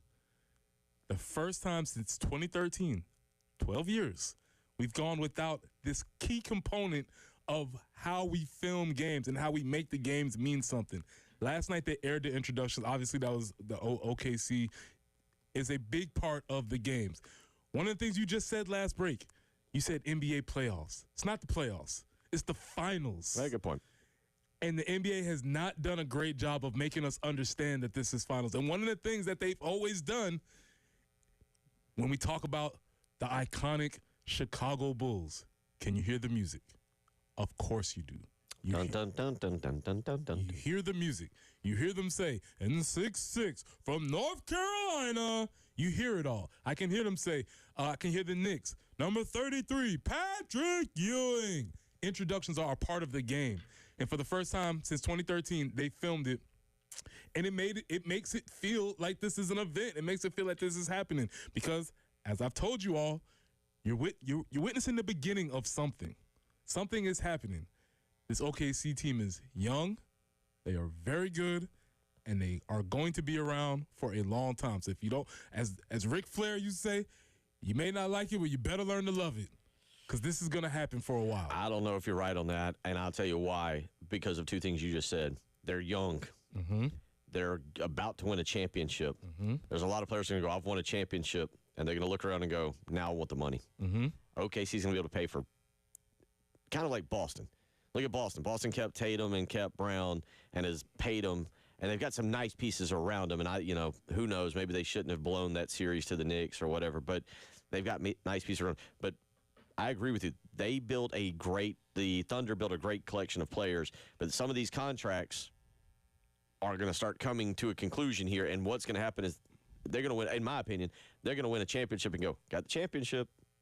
Now I want the money. Well, they're going to have to figure that. They're going to have to figure it out. Obviously, they have SGA for a while, MVP of the league, who had 31 points last night. But he was not the leading scorer because the other Jalen Williams, they have two Jalen Williams on the team, which is ridiculous. The other Jalen Williams, scored 40 points last night, and he's only 23 years old. So right. He's a young guy. SGA is a young guy. Chet Holmgren's a young guy. They have a nucleus in place to really do a lot, which can really be fun. And as we said, watching them play basketball is really entertaining to watch. They're absolutely pesky and annoying playing defense, 94-foot, full court pressing people. Like, come on, man, what are we doing? To your point about age, do you know their oldest player? Probably Alex Caruso. You want to guess how old he is? He's been in the league 7 or 8 years. I would say he's under 30. 31. 31. That is their oldest player, and you're exactly right when you talk about SGA is 26. Chet Holmgren, and that's another one they're going to figure out because he's only making 11 million right now. Only making 11 million, but his contract's going to be huge. By the way, South Carolina connection on this, and I keep forgetting this. Dylan Jones is on that team from right down the road and at Keenan. But you mentioned Caruso, who's kind of held everything together, is right there at about 10 million. You go back to who you just talked about, Jalen Williams. One Jalen Williams. Yeah, how do you have two Jalen Williams on the team? It's a very impressive job. Thankfully, one spelled Jaylin, one spelled Jalen. Yeah, good luck with that. Yeah, but Jalen Williams is coming up on contracts, and he's right at $5 million. So you see what I'm saying? They're gonna have to figure out. They're gonna have to look around and go, okay, where do we figure out some money to make all this work? Yeah, they will figure it out. But they're going to win this championship. It seems like, because as we stated, they just have everything a little bit better than the Pacers. The Pacers are built in the same mold, but the OKC is a little bit better. And the fans, great atmosphere again last night. Everybody's wearing the same T-shirt. Everybody's cheering. Everybody's loud, and everybody's ready to go. Also, to have the Dortcher Chamber in Lou Dort, and this is not an original thought, but I want to re-emphasize this. Lou Dort is an edge. He is not a shooting guard or a small forward or whatever position they're playing him on basketball right now. He is an edge. He is 6'4", and they have him listed at 220. He's not 220. There's no way he's 220. He's upwards of 240, 50-ish. And I would position that if Lou Dort was not from Canada, if Lou Dort was from Lithonia, Georgia, he'd be a bulldog right now. He would never have seen the basketball court. I appreciate you pronouncing Lithonia Well, correctly, I had to give a local shout out. This is where geography comes into play, because there's no way this guy ever makes it onto a basketball court if he's built and plays like this. Have y'all seen Lou Dort, the way he looks on the court? It's ridiculous. That's why they call it the Dortcher Chamber, because this dude is huge and he plays stifling defense. So, Lou Dort, thank your lucky stars that you were from Canada, because we would definitely have put your hand in the dirt. 26, by the way.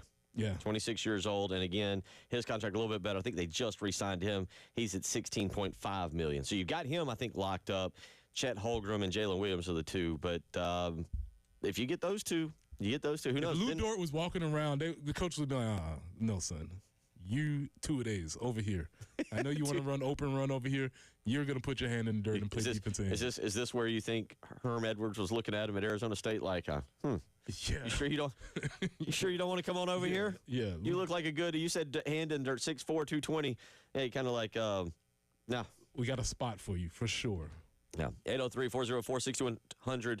Have you gotten into these? We haven't had you on to really discuss the NBA Finals. Your thoughts as you've watched this play out? Yeah, it's been pretty fun. I don't really have a dog in the fight either way. But the game's been fun. Obviously, when you see what Indiana has been able to do throughout the playoff run, and obviously what OKC did the other night, come back from double digits to win game number 4, you can never really turn the series off, because there's been several times where whatever team's got the game in hand, but it's like, no, here comes that comeback. And I think going back to Friday night with an Indiana had the double-digit lead and allowing OKC to come back, that seemed like the moment to me where it's like, okay, you had a chance to go up 3-1, which isn't an insurmountable mountain to climb, but we've seen it done before, but it's very hard.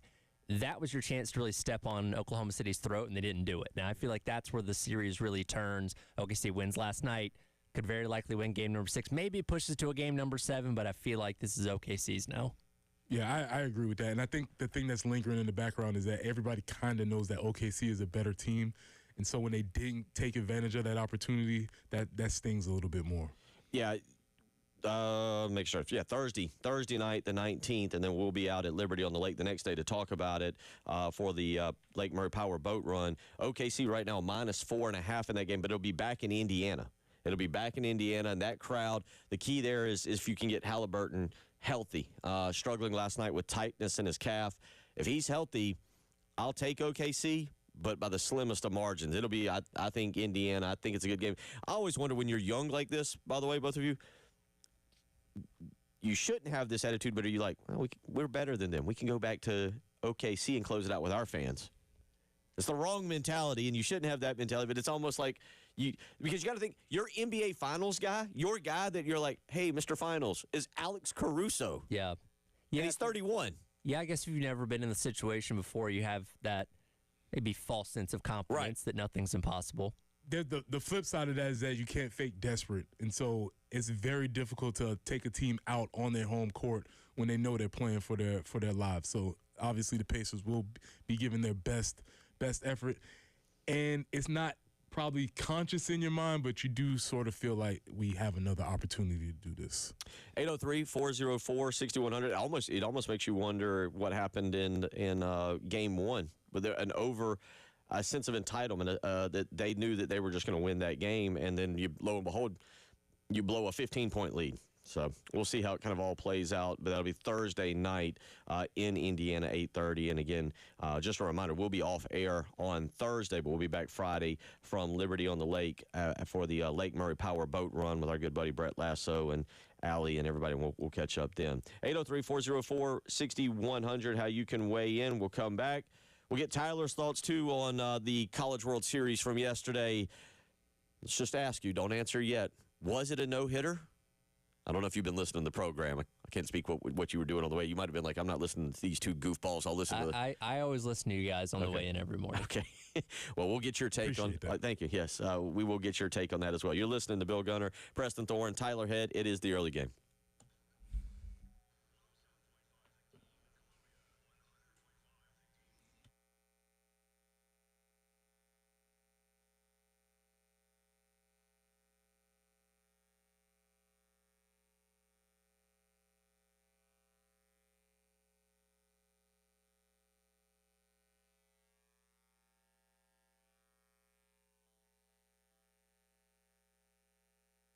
Press here for our good friends at Integrated Media. Listen, there's 75 days until kickoff. That means you still have time. But why wait? Why not get yourself set up with an outdoor setup that you can use to watch all the games in between now and the big game?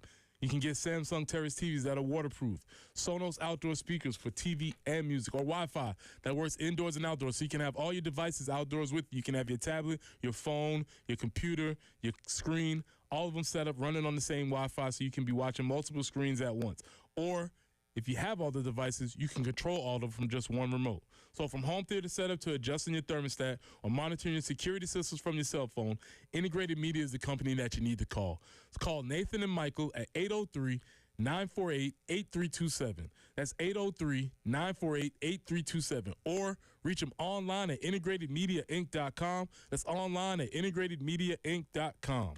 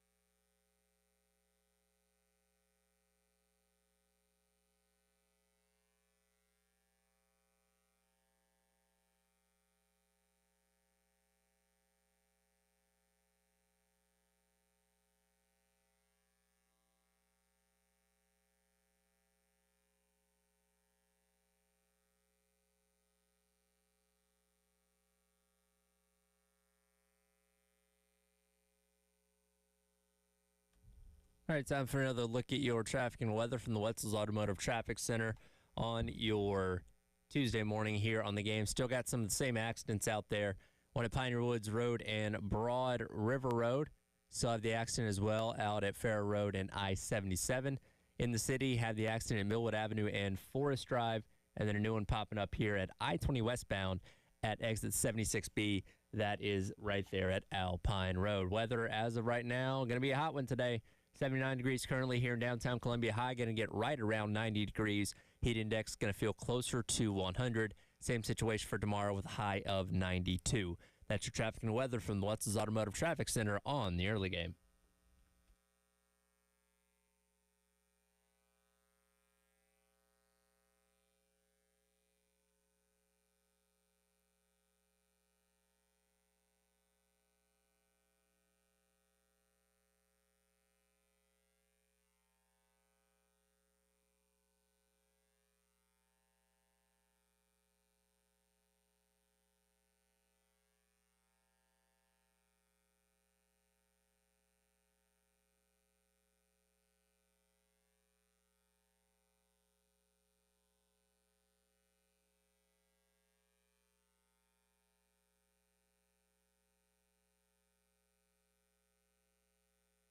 Rolling along here on your Tuesday morning, 8:33. Bill Gunner, Preston Thorne, Tyler Head stepping in for Jennifer Jensen as we get you set. Reminder tonight, it'll be the special inside look. Is that better?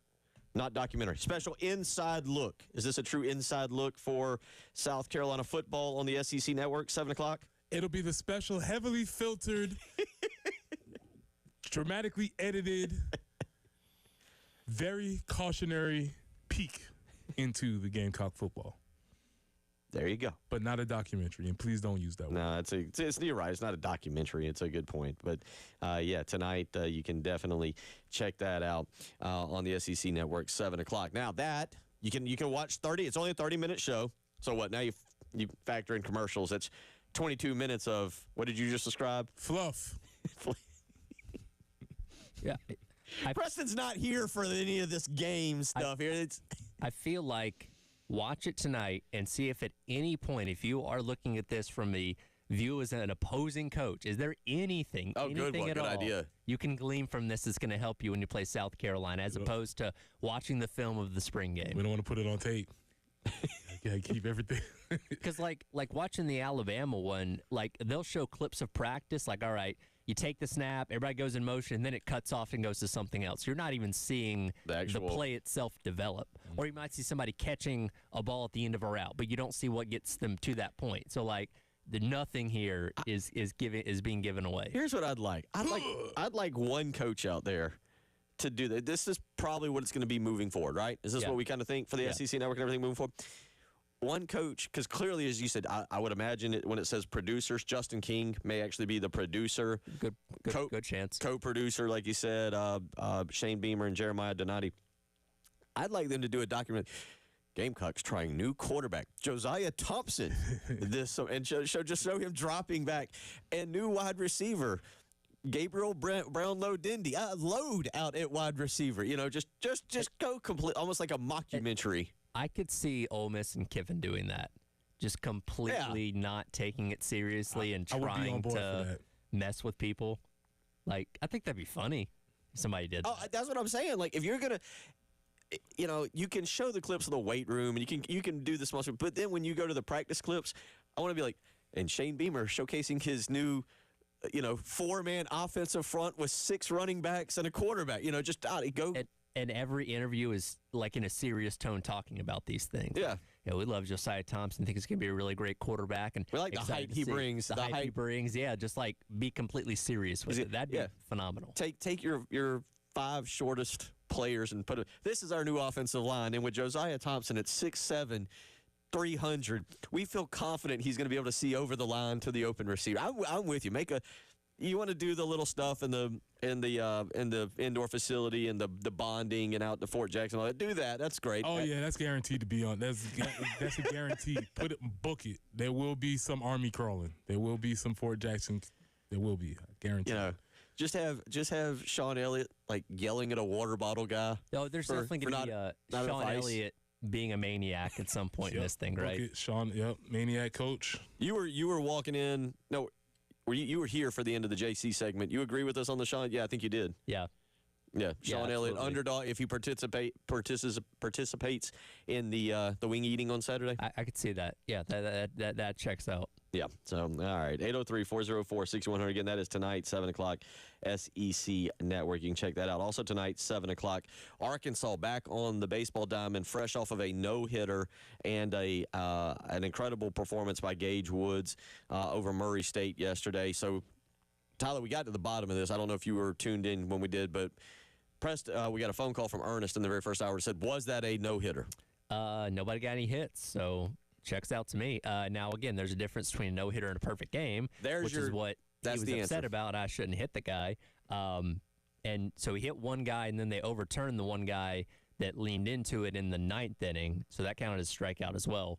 But, yeah, he was that one-hit batter away from it being a perfect game, which I love that mentality when somebody just has this amazing game, like, could have been better. Yeah, that was the first thing he said. You did something that hasn't been done in almost, 60-plus years? 65 years, I guess. It's the first thing he said. I was like, oh, okay, this dude is a maniac. He's in for the long run on this one. It's also what was really notable when you watch the performance is that he pointed to the Arkansas. He did a celebration. He was like, Arkansas, Arkansas. So he was pointing to the team as he performs. Like I said, it's an incredible performance, but I think that's even underselling it. And sometimes when we're living in history, maybe don't sell it. This is the greatest performance we've seen in 65 years. There have been some other notable ones. Michael Roth had a couple of things that he would put up there for competition, but 19 strikeouts, complete game in an elimination moment in the College World Series is phenomenal and is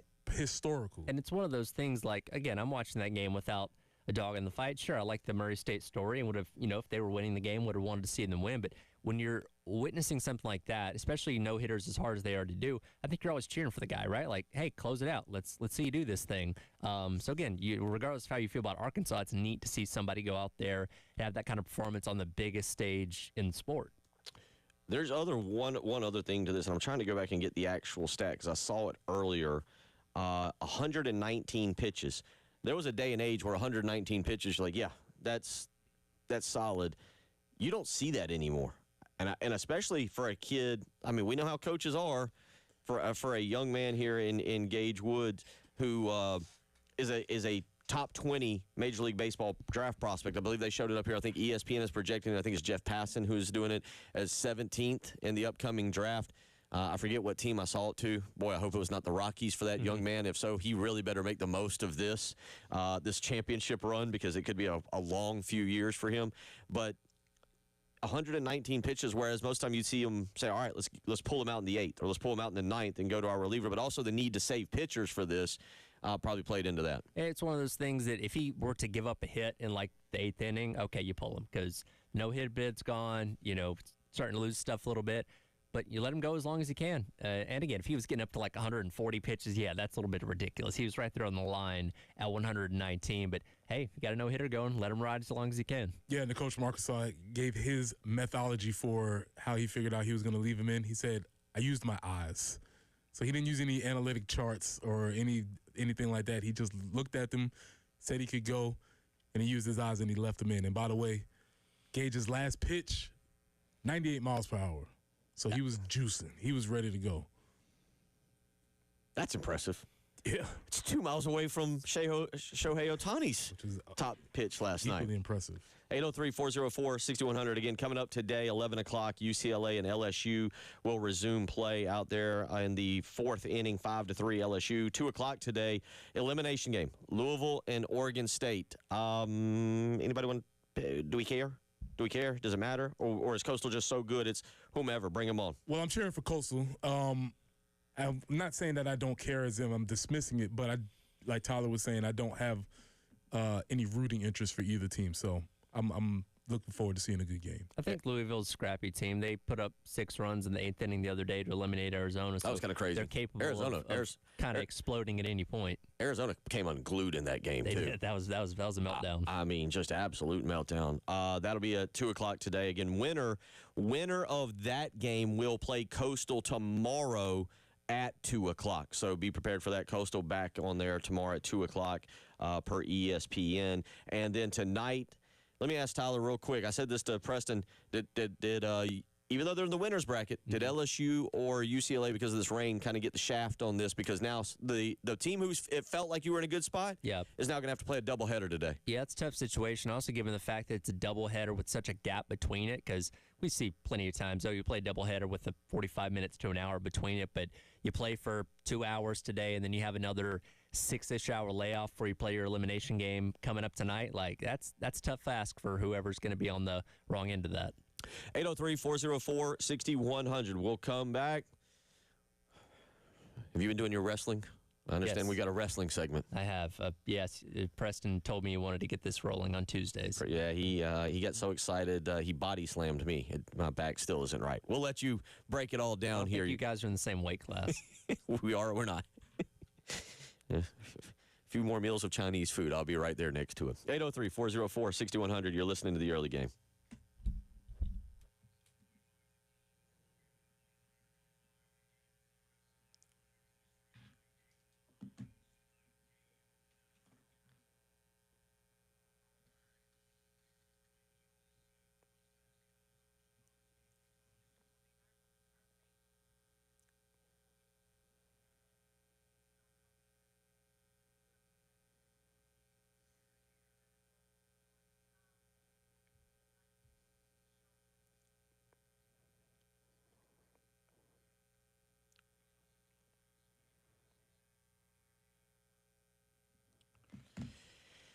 Bill Gunner for Zerorez Carpet and Air Duct Cleaning, where summertime is in full force, and the last thing you want to be doing is cleaning your home, vacuuming the carpets, trying to mop the floors. You don't need to be doing that. You need to be spending time with your family, with the kids, maybe jumping in the pool, hanging out on the lake, or going to the beach. So therefore, there's an easy solution. Call Zerorez with their patented ZR water technology, scientifically proven to keep the carpets, rugs, tile, upholstery all insanely clean. And right now, you can get their summer sale. Give them a phone call, 803-262-4020. Mention me, Bill Gunner at 107.5 The Game, and you will get 15% off all cleaning services. That's right, getting your carpets cleaned, your air ducts, how about that? Area rugs and more. Just call Zerorez Carpet and Air Duct Cleaning and mention me, Bill Gunner at 107.5 The Game, to get 15% off all cleaning. You can book online, ZerorezColumbia.com as well. Zerorez, spell it backwards or forwards, is the right way to clean.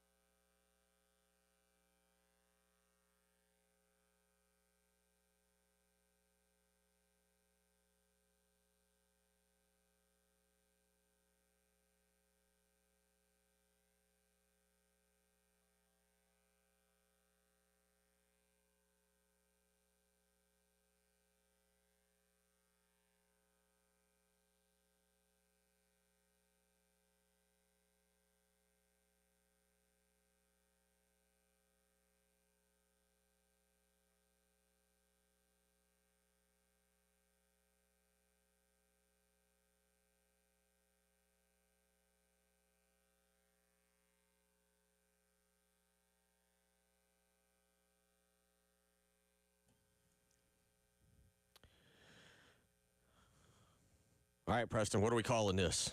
I know you like Tuesdays with Tyler, but we got to have a wrestling, do you have a finishing move in wrestling? The announcer when you were not the ring, not the ring side, but the mat side announcer would be like, he's going for the Tyler twist. Oh, he's got him. That's it. It's not how amateur wrestling works, unfortunately. Not my area of expertise. There were moves that I was better at than others, but I did not have a finishing move. You never like hit the referee with brass knuckles, walked over, got a chair, smacked your opponent, smacked the referee around a little bit, woke him back up and jumped on anybody? I will say one move that I was pretty good at was called the helicopter kick. So I don't know how familiar you are with amateur wrestling, but there's something called leg riding, where you're basically on your opponent's back and you lock your legs in between theirs, control their entire body. Very effective. I was taller than everybody, so I could use that really well. And there's a point where you have one leg locked, and then you quite literally throw your entire momentum across the back of their body, and it kind of spins them around, and then you hook them around the neck and pin them. It's a hard move to pull off, but I did it a few times. It sounds very intricate. It was pretty neat when I did it, and I felt very accomplished. Well, here's the big thing about wrestling, Bill, is that we can name Tyler this segment with Tyler something today, and then next week it can be totally something different because he could come out and he has a new name, or we could just act like he's just a totally new person. He could do a heel turn on us. It never knows what could happen. If I go away for a while, then reemerge with a mask on or something like that, I'm a different person. And actually, we might have to do this with everybody might have to put their luchador mask on for this segment. This is gonna be Tyler Tuesdays for right now, and I always looked forward to reading the legend Mike Mooneyham's column on Sunday in the paper. It was always the wrestling segment, and you could read about it. You could figure out what was going on, what was happening. Many of you all but you may not follow, or you may really follow. So this either will be your segment or this is your time to get involved. This is Tyler Tuesdays coming on the edge of after Raw segments on Monday. So first and foremost, Tyler, what would you have given last night's show? I don't know. Probably a solid B. Solid B. A show in the middle of the summer is typically not going to blow your mind, but thought it was good. Catch us up to speed. Who's the champion? Well, on Raw, you have Gunther, who's the World Heavyweight Champion, beat Jey Uso last week. Gunther. Yeah, yes. please be. That is one thing I do know. Please be clear about that. I want to get your mileage on Goldberg. What's your guys' thoughts on Goldberg? I seen a picture of him. Goldberg. I was like, is that Goldberg? Is he back? What's going on with Goldberg, Oldberg, whatever you want to call him. I was gonna say, wait, you talking about Bill Goldberg? Is that who we're talking about? Yes, the Bill Goldberg. We had Gunther and we had Bill Gunther. It was your show yesterday. I missed that. Goldberg is going to wrestle his final match on July the 12th at Saturday night's main event in Atlanta for the World Heavyweight Championship. So he returned last night to basically set the table for that. Now, wrestling fans were not clamoring for Goldberg to come back, were they? Listen, Goldberg, he left WWE back in 2004 after WrestleMania 20. And was away for a long time, came back in 2016, and it was cool at that point in time because he'd been away from wrestling for so long.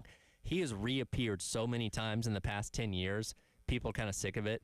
This does appear to be his final match, so I think people are more okay with this, knowing that, hey, he's going to lose, and then we're going to be done with him for good.